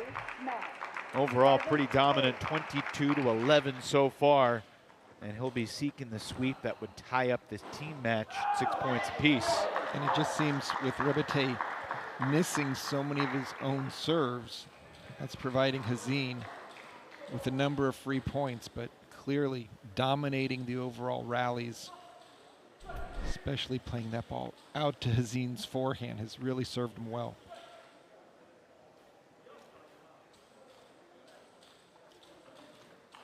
I mean, with what we've seen so far, that point for Rebete confirms that the winner of this team match will be decided by the golden game. It's an area where Texas has struggled, not just this weekend, but throughout the season. They're now 4-8 in golden games compared to Carolina's remarkable 10-2. And I think both coaches are eyeing up and sizing up which players they want to see give their team the advantage.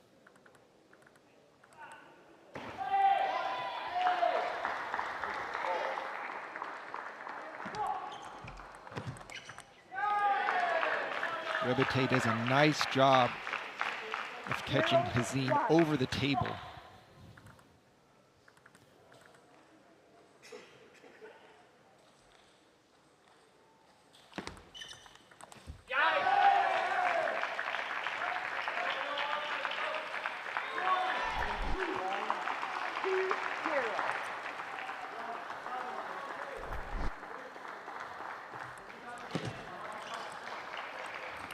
Oh, great stuff.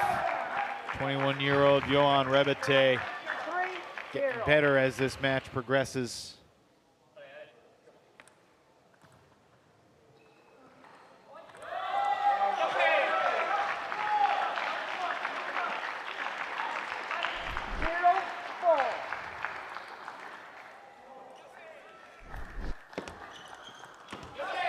Just so solid. Rebete, no weaknesses, keeping the ball on the table, but with a lot of pace, good placement, most importantly, terrific balance. 0-5.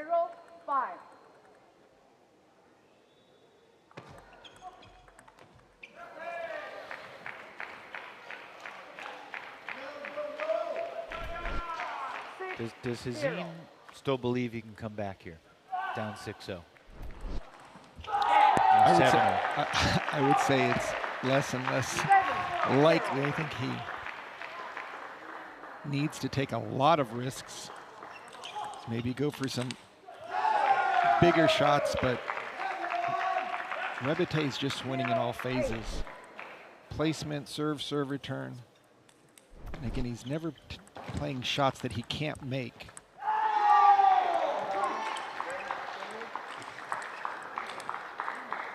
Maybe that last one was a bit jammed, but when you're up 8-0, you've got a couple of those in your bag that you can throw And that's what Hazin needed to do right from the start. It's just serve and start being super aggressive so that he can create some opportunities. Keeping the ball in play against a player like Rebete, who has such a strong backhand, out to your forehand. Not good tactics.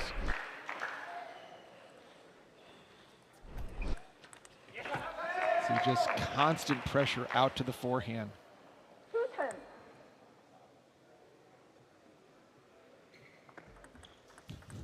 Wow. 11. Uh, Game over. Didn't decide the match, but a good little piece of fortune at the end to help Rebete close it out. That was an impressive demolition. 11-3, closer in the middle game, 11-8, but then 11-2 to finish it off, and you add it all up, Sean, 33-13. Yeah, that was just a little bit of a clinic on how to play a lefty who isn't necessarily going to attack a lot.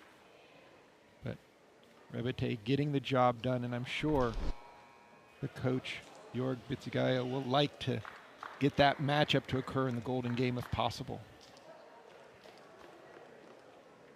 Yohan's going to pop the headset on. We're getting ready for Roman Lorenz and Hiromitsu Kasahara in another anticipated singles match. But Johan, man, that was impressive.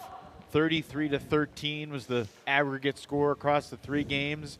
Did you expect to dominate in that fashion, or did you expect and anticipate a closer match today? No, I expected a great fight, actually, rallies and stuff, because he's an amazing blocker. Like, I played him with a combine. Yeah, I think I served like pretty awesomely, like serve and volley tennis with the feet. But yeah, he had troubles. Like I kept going. Like I'm also super happy that I continue to, to serve on that quality. So yeah. It also seemed like anytime your backhand could go out to his forehand, you just knocked him out of his backhand corner and he had nothing to follow up with. As a righty, it seems like playing lefties is maybe one of your favorites.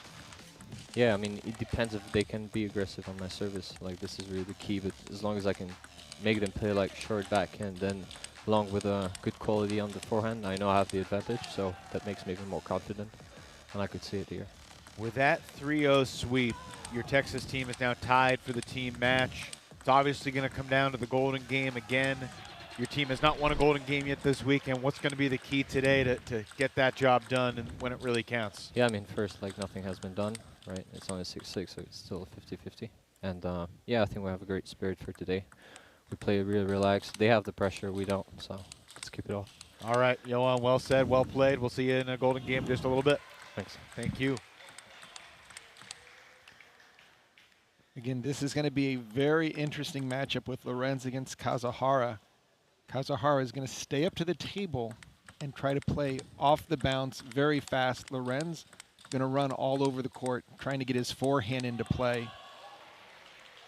Should be a lot of longer rallies just because Lorenz isn't going to give up. But the timing of Kasahara is going to be the key for him. Can he take the ball early and off the bounce and keep the constant pressure? Or will Lorenz's relentless returns pose problems for him?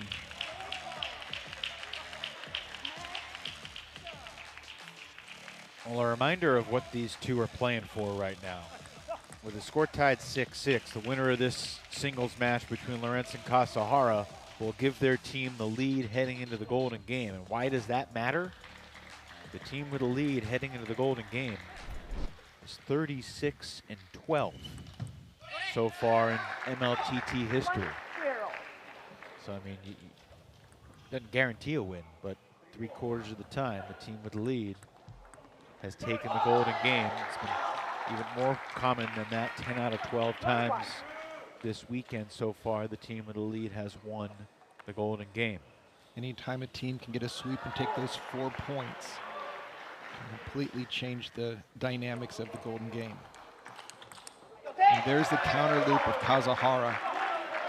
Lorenz has to be careful. If he opens up to the wrong location, the same as giving the attack over to Kasahara.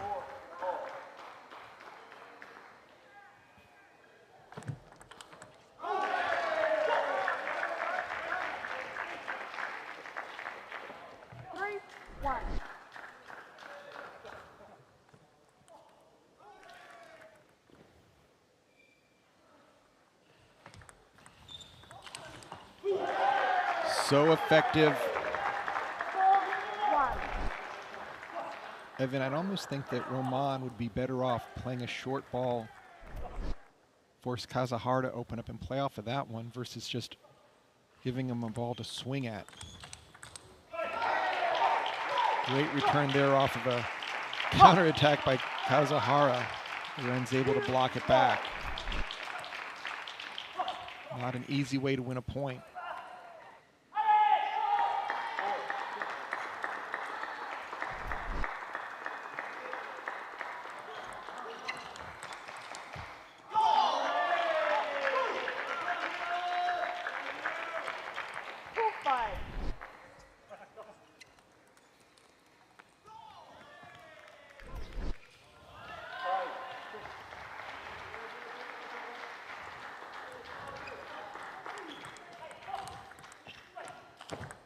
Much smarter by Loren, staying on the backhand side.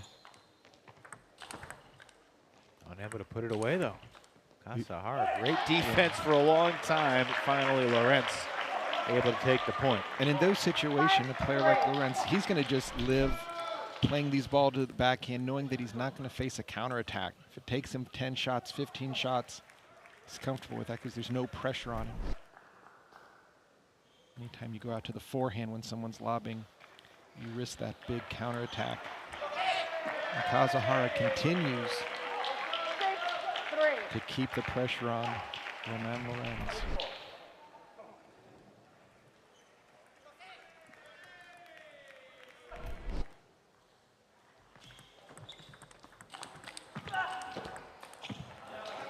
Miss hit on that last ball by Kazahara. 4-6.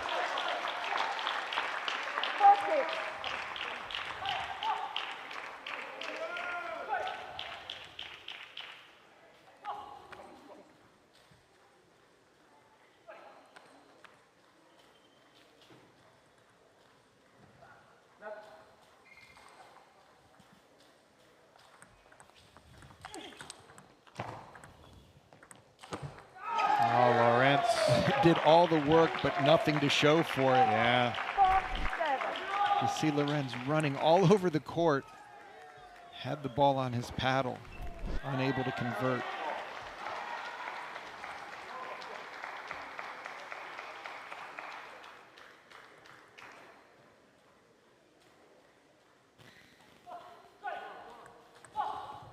A nice service there by Lorenz.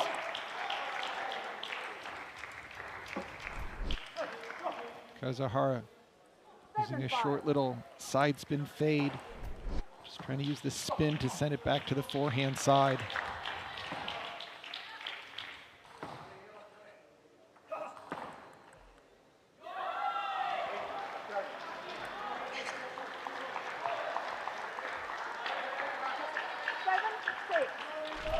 Lorenz was down early here, but he is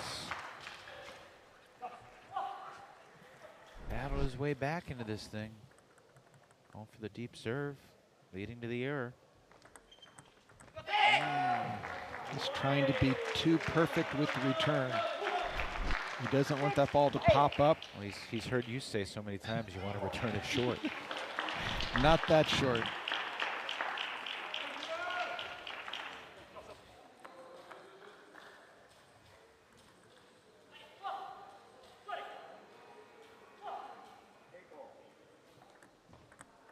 Next.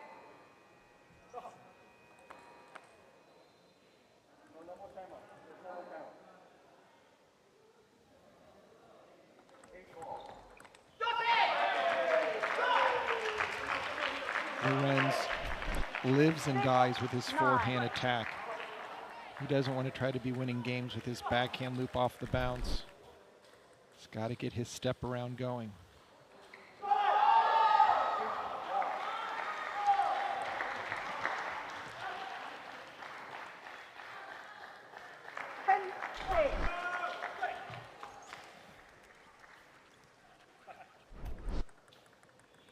Game points, Kasahara. And the Texas Smash have surged into the lead. 11-6. In these last two matches, just showing a lot of confidence Not necessarily having to play amazing shots, but just play their game and getting the job done. It's interesting, Sean, because you have Carolina, who's cleared heads and shoulders above the rest, and Texas, with what they've done so far, they're near the bottom. But we looked at the lineup and thought, this Texas lineup, the way they match up, I kind of like their chances today. I mean, you look at it, just started with McBeth, and you could see how tight Enzo was to get that first 2-1 victory, and things could have changed. Doubles going to the very end on the final point. You saw Rebete just dominating Jeremy Hazine. No, absolutely. The Kai Jung over Daryl Sal was no easy match either, so I think Rebete was correct that nothing's really happening so far. When they go into that golden game, it's anyone's ball game, and they're ready to play, but right now they could start with a lead. Don't rush serve. Lorenz is going to have to establish his offense.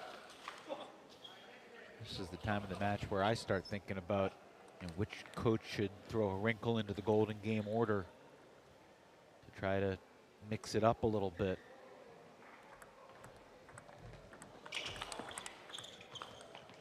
Sean, there have been exceptions, but I feel like more often than not, the coaches have mostly played it safe when it comes to the golden game order and just gone with the status quo rather than really mixing it up and taking a risk. It's a little bit like football going for two. A lot of them just taking the extra point, not risking looking foolish by trying to do something that might not be there, that might convert. But remember, with the Gold Rush, kind of the wild card, Hong Lin, she has been so amazing in the golden game, especially when she is paired up against the other ladies.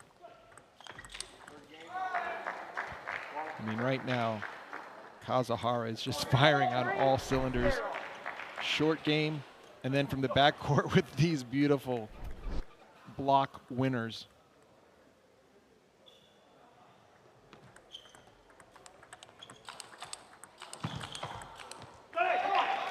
Credit Lorenz, kept his cool and got his forehand into play after blocking a series of very strong attacks by Kazuhara.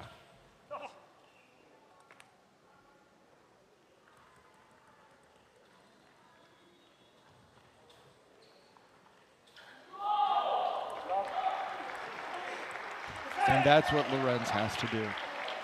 Serve and get that first forehand attack, move the ball around.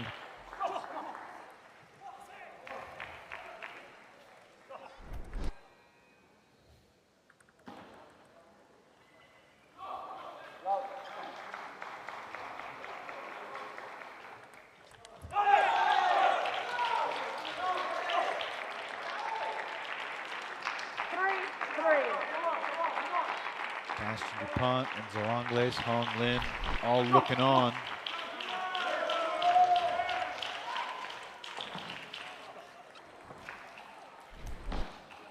We know it's not going to be a 5-0 lead to start the golden game. It's going to be 1-0 or 3-0, one way or another. Lorenz with his first lead here in game 2 against Kazuhara. And Lorenz, such a fighter, regardless of the score. You know he's going to come at you with his best game. Oh, great drop shot off the serve. That stunned Kazuhara completely. Kazuhara took a full swing. That ball was not coming off the end of the table, and he just had to hit the brakes.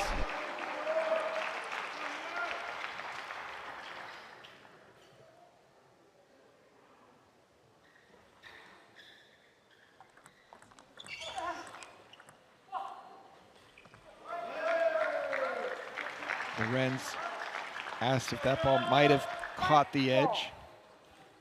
Didn't get any feedback on the positive nature there.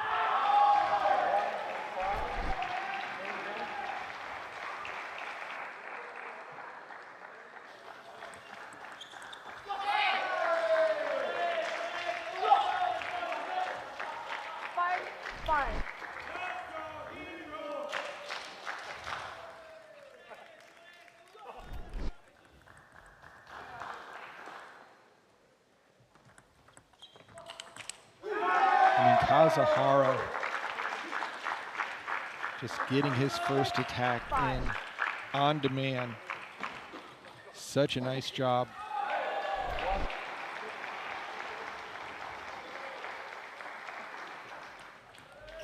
Oh, beautiful deep surprise push by Lorenz. Really caught. Kazahara jammed. Looked like Kazahara was stepping in. Lorenz somehow saw that, opted to change up his placement and just send it deep into the body.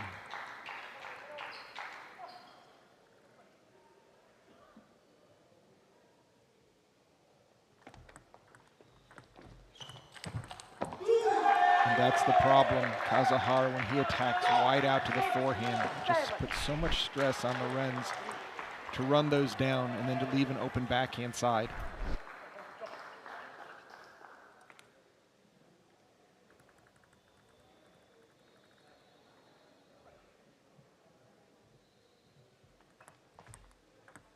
Next.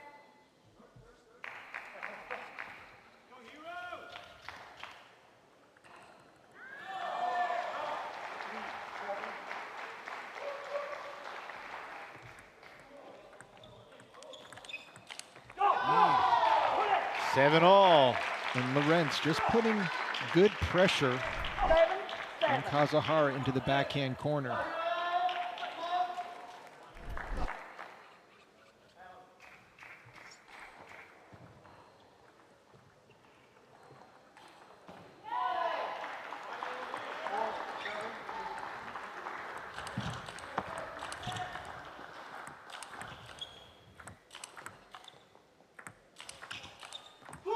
If Roman Lorenz had somehow won that point, we would be looking at that as one of the points in the entire season. Just, you know, Lorenz is going to have to use his forehand that far back, and just waited for the opportunity to try to sneak that ball in. But credit Kazahara, just relentless with his forehand loops.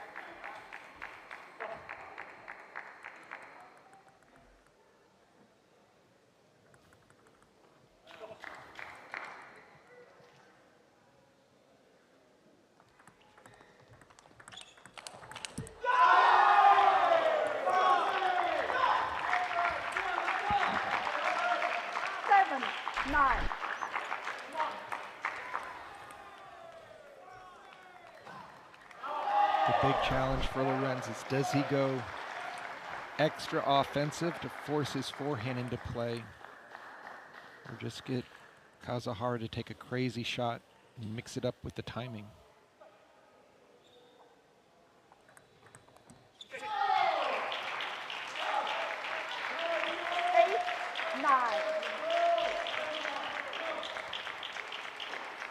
This has been a really good second game between Lorenz and Kazahara here. It feels like the way this match has gone, it should go to a rubber game, but Kazahara with other ideas. Big serve here for Roman Lorenz. Oh, good one. First serve on the previous 9-7 short to the forehand, this time a little deeper to the middle. Kazahara decided he was going to play a backhand, but there's not much angle when that reverse pendulum serve goes into the deep middle.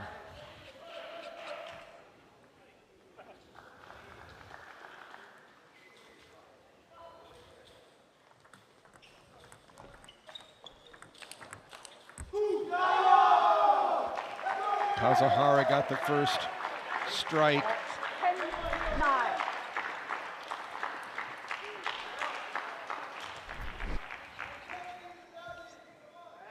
Lorenz needs to do something with this serve. He's going to play it short. It has to stay low. He can't let that ball pop up off his racket. Game point, Kazahara. He takes it, 11-9, and he's fired up. A big backhand from the backcourt. Kazahara sends it cross court, heavy side spin. Lorenz just stunned that this ball came back to him with so much force and side spin. Just jammed into his body, unable to step around. Yeah, that was Really good stuff from Hiramitsu Kasahara. Impressive for the 34-year-old from Tokyo. Have we ever seen the Gold Rush in this position, potentially going into the Golden Game, down 2 or 3 points? We have. We have seen them in October deliver one of the only 2 5-0 comebacks when they were down 10-5 overall on the scoreboard against Princeton. Time. And they won the Golden Game to shock the revolution down in Myrtle Beach. So we have, but to your point, I mean, that was a huge win for Kasahara because Texas will have a lead going into the Golden Game. And I think part of it is, Sean, you know, the team that has the lead going into the Golden Game picks who they're putting in the 2 and the 3 spot. Exactly. And such an advantage. That's 8 of the first 11 points of the Golden Game. If you feel that there's a style advantage, or if one of the players has had a lot of success, not just in Major League Table Tennis, but over the history of their careers, having that extra confidence makes a huge difference. And that's not something that we've talked a whole lot about. And obviously, you know, the opposite coach can pick their player as well who's playing in that spot, but they're picking a player to match up.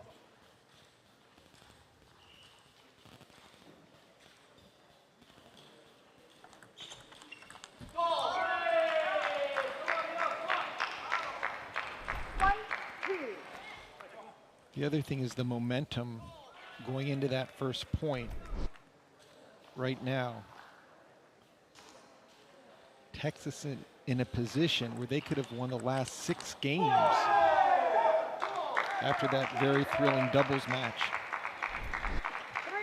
3-1. Pull a double sweep.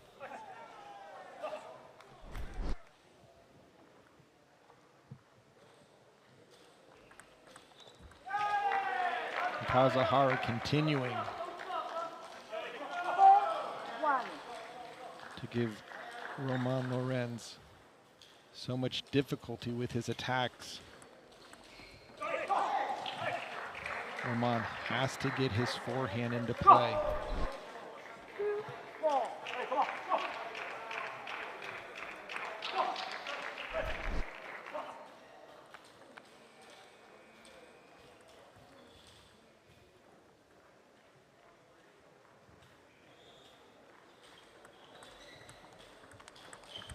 Again, in the backhand-to-backhand exchanges, Kasahara superior. Going forehand to forehand, Lorenz much more comfortable as they change at 5 in the final game.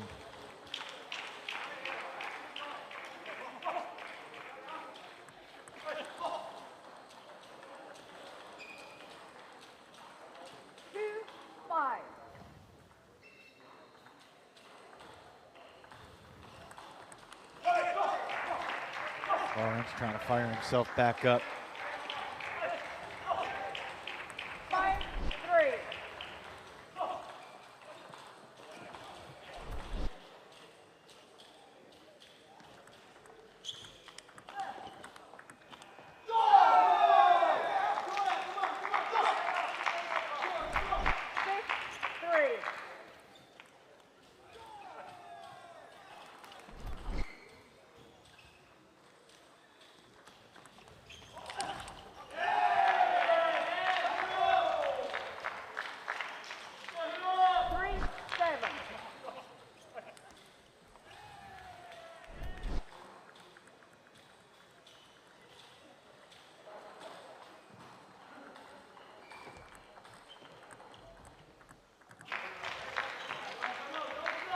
A lot of frustration here with Lorenz.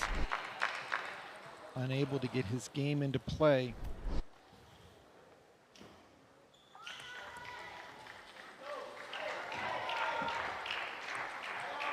Within 4s, they go back to the towels. Kasahara trying to complete the 3-0 sweep and give the smash a 3-0 lead heading into the Golden Game.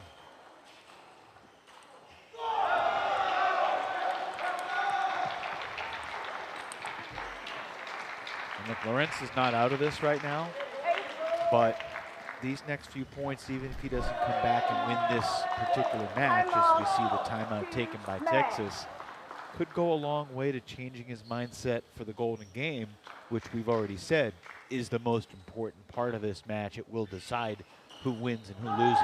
And I think if you're Texas, you want to do everything within your power to line up these last two matches that we've seen into the Golden Game. Anytime you can sweep the opponent 3-0, 3-0, you've got to feel that the chance of getting a 3-1 or even a sweep in the Golden Game is that much stronger. And to go in with a lead, that could spell disaster for the Gold Rush. The score was 6-3 in the team tally in favor of Carolina. But Rebete swept Hazin. Kasahara 3 points away from trying to sweep Lorenz and turn around the 6-3 deficit into a 9-6 lead. But then we got 6 more points up for grabs, and Kasahara can finish off. We're looking at a 15-6 final or the come from behind 12-9 victory for Carolina. Oh, Lorenz somehow able to counterattack that ball. Even put his finger up saying, sorry, that was quite a timed shot off the bounce in the opposite direction.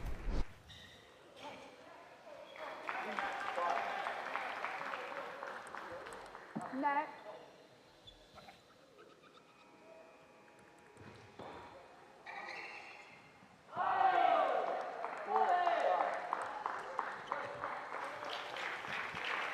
And Lorenz is not giving an inch. He's fighting for every point. Would love to make this a 1-point differential if possible.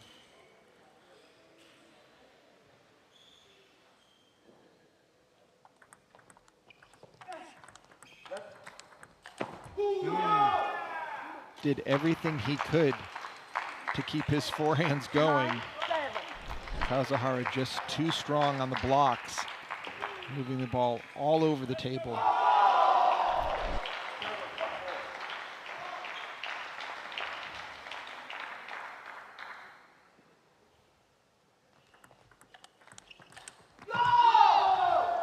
Lorenz forcing the action, goes long.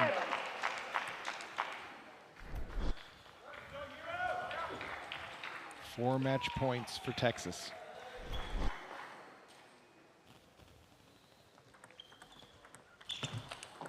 Oh, Lorenz. Even Kasahara basically wanted to give him a thumbs up on that loop down the line. Not an easy ball to redirect. Now Lorenz with the serve to try to force a golden point.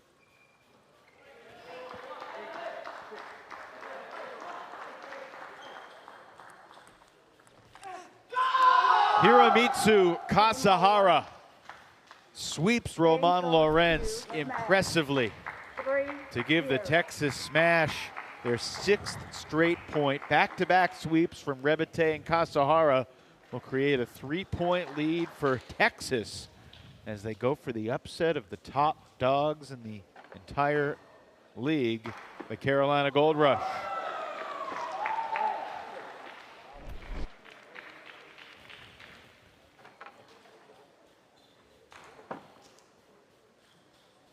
York Bitzigayo and Alex Yang will determine the order for the Golden Game here, but we can relive what we have seen. Enzo Angles was very good again, but he's going to have to pull a rabbit out of his hat in the Golden Game, which we've seen him do before.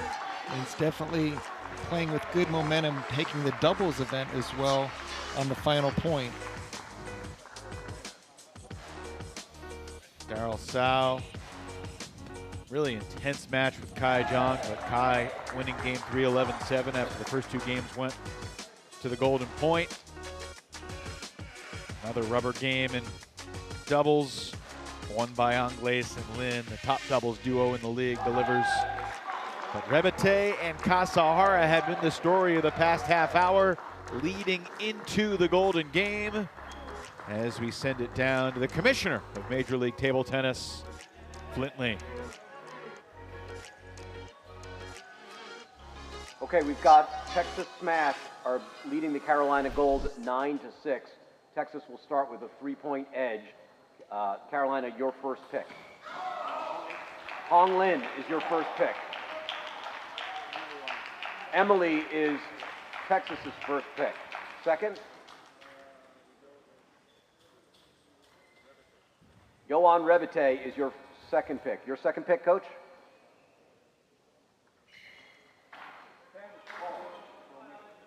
Romain Lawrence is your second. Who's your third?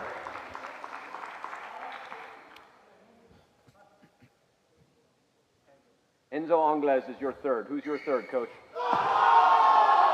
David McBeth is your third. Who's your fourth?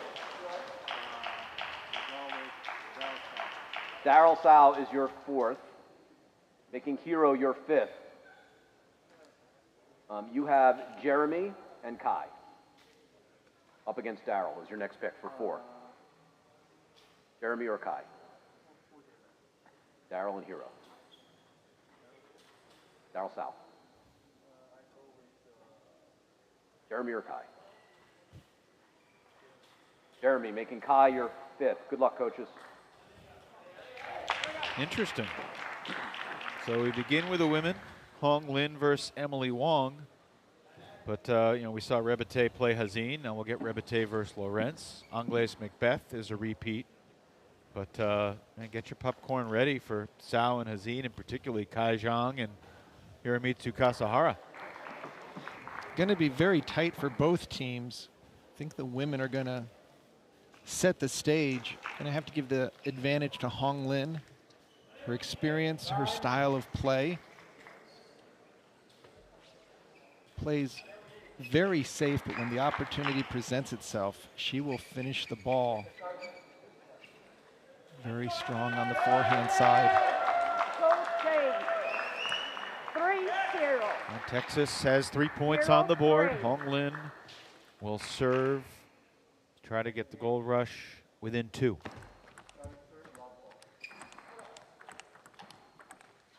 And she does.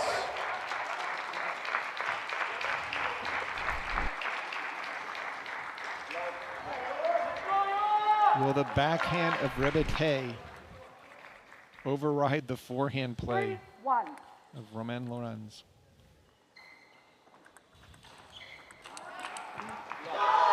Lawrence so strong. Good opening, stays with it, plays a very strong forehand counterattack off of Rebete's counterattack.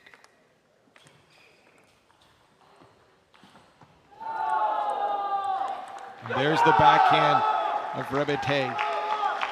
Lorenz has to know that a deep shot into the backhand side is going to be met with a very effective backhand loop.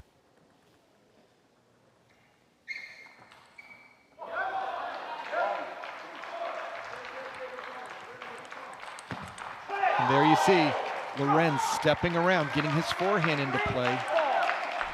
That is his bread and butter. Plays it so well to all locations on the table, but leaves the forehand wide open when he steps around.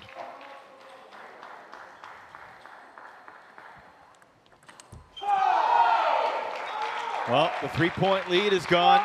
And you want to give a little credit to Coach Yang there. That was the switch in order, getting a 3 out of 4. Angles versus McBeth. These two guys put on a show earlier. Angles took 2 out of 3, but McBeth certainly did more than hold his own against the league's #1 ranked player. Let's serve.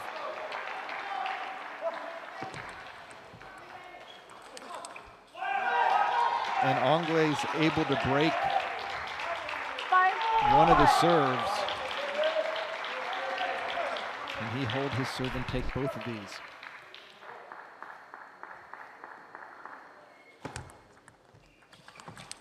Angles going back to the super high ball toss there, Sean. And just jumped in on that short return. All the work that Texas did to create the 3-0 lead, it's gone. And there, McBeth able to split points. Very strong backhand serve return. And this is going to be an interesting setup. Daryl Sal trying to get his forehand into play, but will he go into Jeremy Hazin's backhand?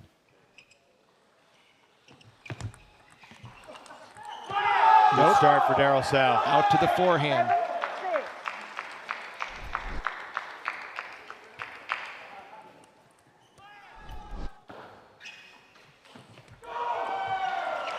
Oh my goodness. Daryl Sal over the table, no hesitation, big forehand. And that's Hazin's game. Quick play off the bounce from the backhand side. Sal has to be aware. And then Hazin getting the job done, taking his 2 points. That's a huge pair of points for Hazin's confidence, obviously for the gold rush too, but And particularly Hazin, who struggled in singles today. Right, and to have that matchup with Rebete not occur here. Again, Coach Yang showing some real strategy, but Kai Jung is going to have to make some smart choices here, because Kazahara is not going to give him an easy ball. Big thing, Kai Jung needs to stay up to the table. And now they've split on Kazahara's serve. A lot of firepower here in the golden game.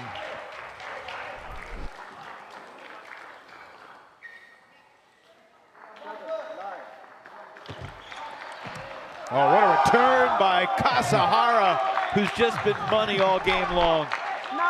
Deep kicking serve. Kazahara turns the corner for the winner.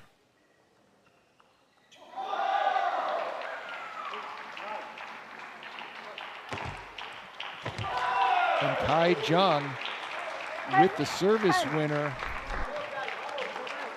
These teams so evenly matched. 10-all, Hong Lin and Emily Wong back to the table. They'll play 4 points now. They only played one in the first go-round. These will be their last 4 points, unless we're tied 20-20. And then we'd see them again for one more. Hong Lin so stable in the backhand-to-backhand exchanges.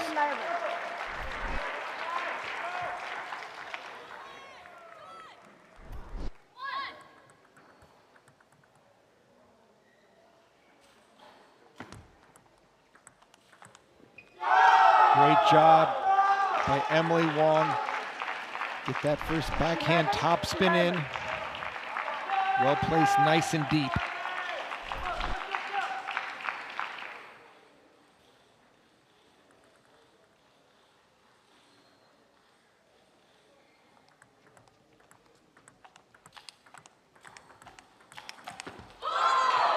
Hong Lin puts Carolina back up one. She's got one more serve to double the lead. And Carolina was down 3-0 at the start. They've led by one. They have not led by 2 yet. Could change right here.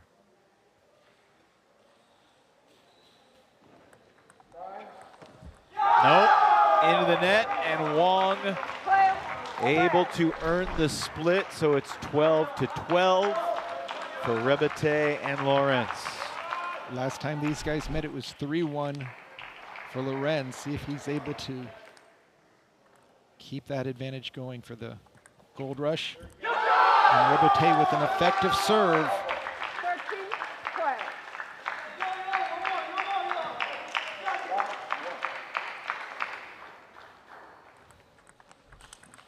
Oh, look at that backhand. It caught the top of the net. But Rebete going, taking both points on his serve.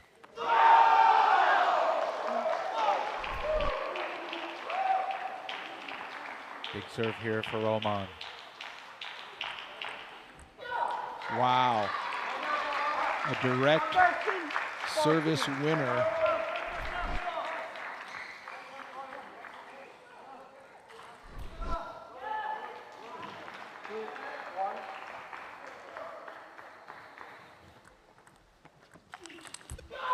They split the 4-point sequence again. Those 2 points were huge for the Gold Rush. Lorenz worked so hard, first with a good serve and then that following forehand, and now the 2 big guns. 14 all.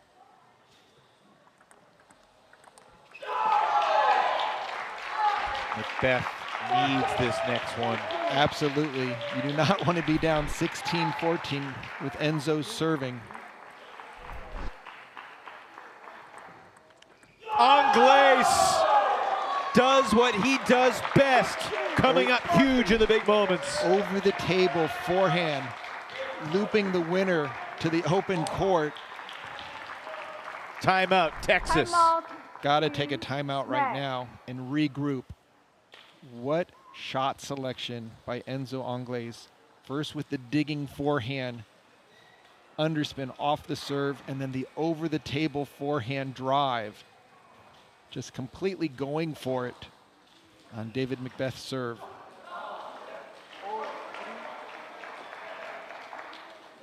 The ball is in the Gold Rush's hand. Just so strong. Over the table, no hesitation. Time. Seizing the opportunity and just driving the ball home cross court. Enzo with the serve now. 14. Can McBeth get his offense going?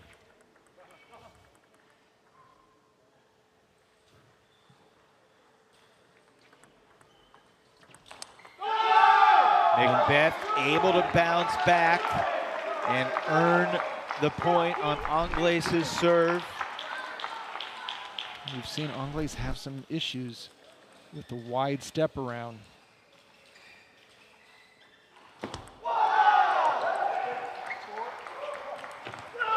Angles earns 3 of the 4. A huge double fist pump and a roar toward the Texas bench. And I have yet to see Angles so excited after a point.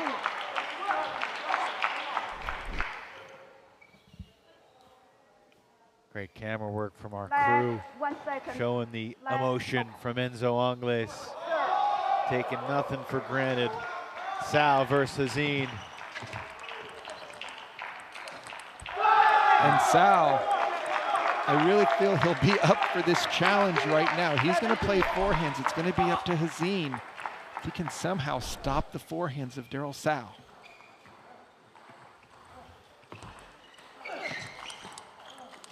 What a block by Hazine down the line 18. to get that backhand to land. Incredible. Remarkable. That serve. Left.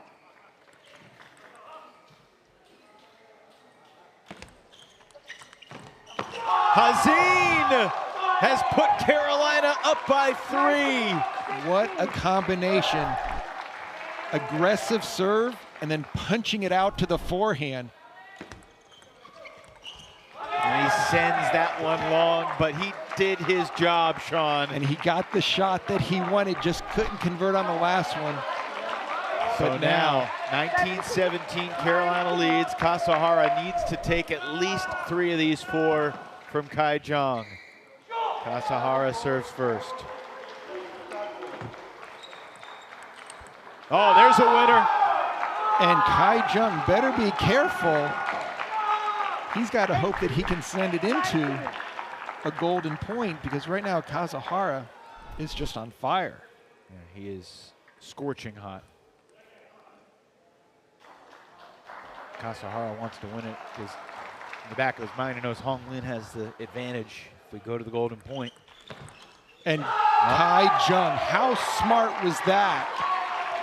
Stepped over, instant offense off the backhand flip to guarantee 3 match points for the Gold Rush.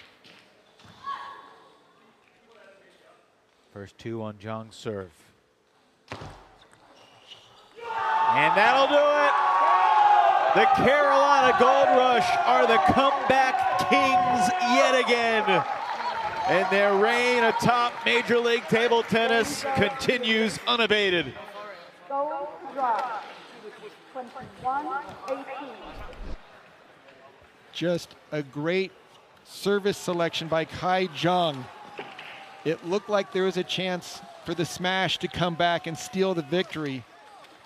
But Kai Jung slams the door with a great backhand attack and then a very strong serve to give Carolina the 12-9 win. Carolina comes to Rock Hill, and out of a possible 84 total points that were available, they're going to leave with 64 of them. Just amazing. Remarkable stuff for Alex Yang's Gold Rush. Alex, you win again, but for the first time this weekend, you find yourselves behind going into the Golden Game.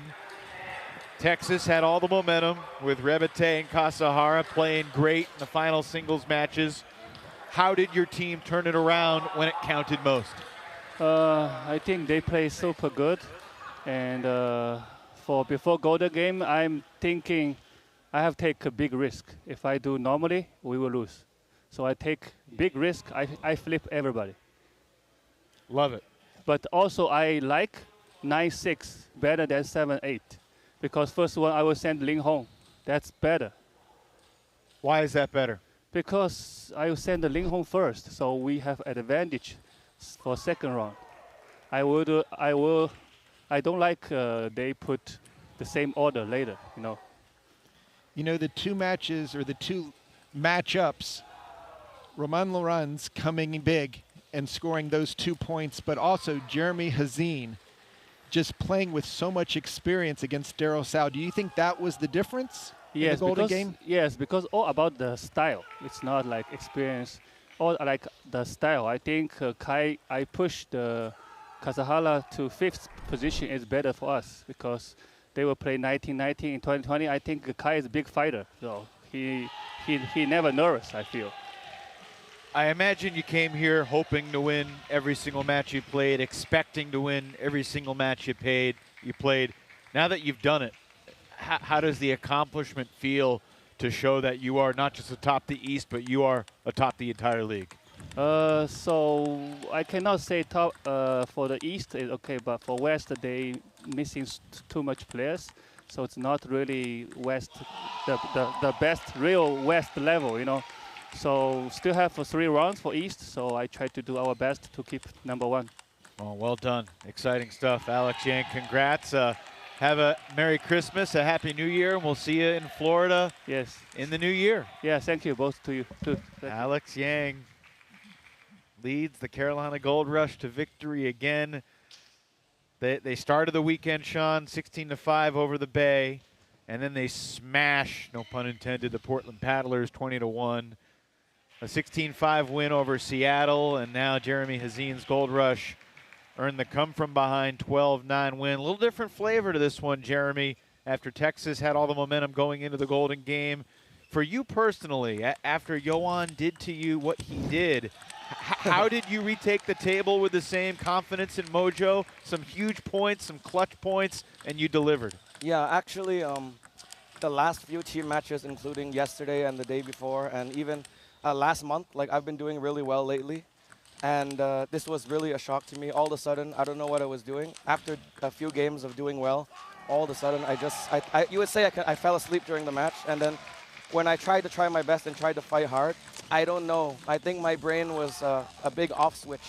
But I think my teammates after that, my teammates told me it's okay, you know, that's life, you know, you cannot always play good. So they calmed me down a bit and made me refocus. And in the Golden Game, okay, I didn't do like amazing, but I did much better. And I definitely helped the team like through the Golden Game. So I'm really happy for my teammates' support. And they told me never to give up and just forget about what happened in the singles. Well, Jeremy, your backhand was so dependable in the Golden Game. I was surprised that Daryl tested it, but you came up big, not only with returning his strong forehand, but then punching that ball out. So you must have been very pleased with your effort there? Well, actually, I think in the Golden game, players are very nervous, so they cannot take that much of a risk. So I think that's why he just automatically went to my backhand. I don't think he really tested my backhand. I think in a pressure situation, it's very safe just to go cross court and not straight line. So I think naturally and it benefited me, of course. What have been your biggest takeaways, Jeremy, from being a part of Major League Table Tennis these last 3 months, part of the first place team in the league? I definitely learned that teamwork is very important because throughout my career, I just played individually. I haven't played in many leagues. So I think definitely the last 3 months is how to support each other, and no matter what happens, we lift each other up in the moments that we are suffering. So that's the reason why we're first. Everybody is supportive of everybody. Very well said. We'll leave it there. Congratulations, Jeremy. Have a Merry Christmas and a Happy New Year. We'll see you in 2024. Merry Christmas, Happy New Year to you too. The Carolina Gold Rush, Sean, have set the standard, and they did it from the very beginning. Down in Daytona Beach in September, and I mean, just look at that. They are lapping the field right now. Florida still has one more match coming up. We'll see them take the table here momentarily, or in about an hour. But I mean, we talked about it at the top of the show. We've talked about it all year long. Singles, doubles, Golden game. They are balanced. They are complete. They are excellent. And I also think you've got to credit Coach Yang mixing the order up, seeing the style differentials, and willing to take the risk. But again, keeping things in check, realizing that while they are leading, there's a lot more play to come. And I'm so glad that you brought that up and that he answered that the way he did, because you and I were discussing it, saying the teams that are trailing need to take more risks. And just by mixing it up, obviously not every team has a Hong Lin to put in the top spot after you know what she has done throughout the season. Enzo played such big points against McBeth, going aggressive on his serve when he needed to. So really a complete Gold Rush team effort, everyone adding points to their total. Well, the Florida Crocs are getting ready to take the table in the next match. But MLTT.com/tickets if you want to join us in Florida or Oregon in January. We're back in the Sunshine State early February, then out to Everett, Washington, just outside of Seattle, and then Jersey in mid-March. Wichita will be the site of the April West Division event, and we're still awaiting details about the championship. Exciting stuff ahead. And we still got one more match today as the Florida Crocs will be up next against the Portland Paddlers. That's on table 1. Still action unfolding on table 2, the Atom Cast, with Chicago trying to come from behind against Seattle and snatch a golden game from the Spinners. But Sean, I mean, I'm not sure what else we can say about the Gold Rush other than that we know who the team to beat is heading into 2024. I mean, they've set the standard and everyone's looking at them.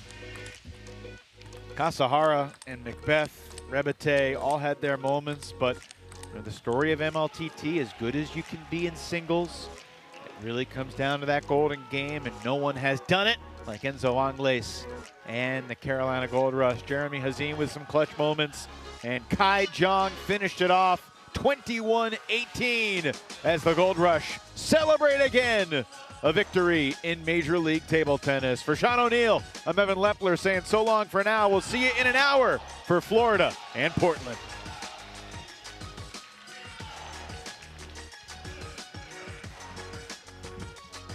Great.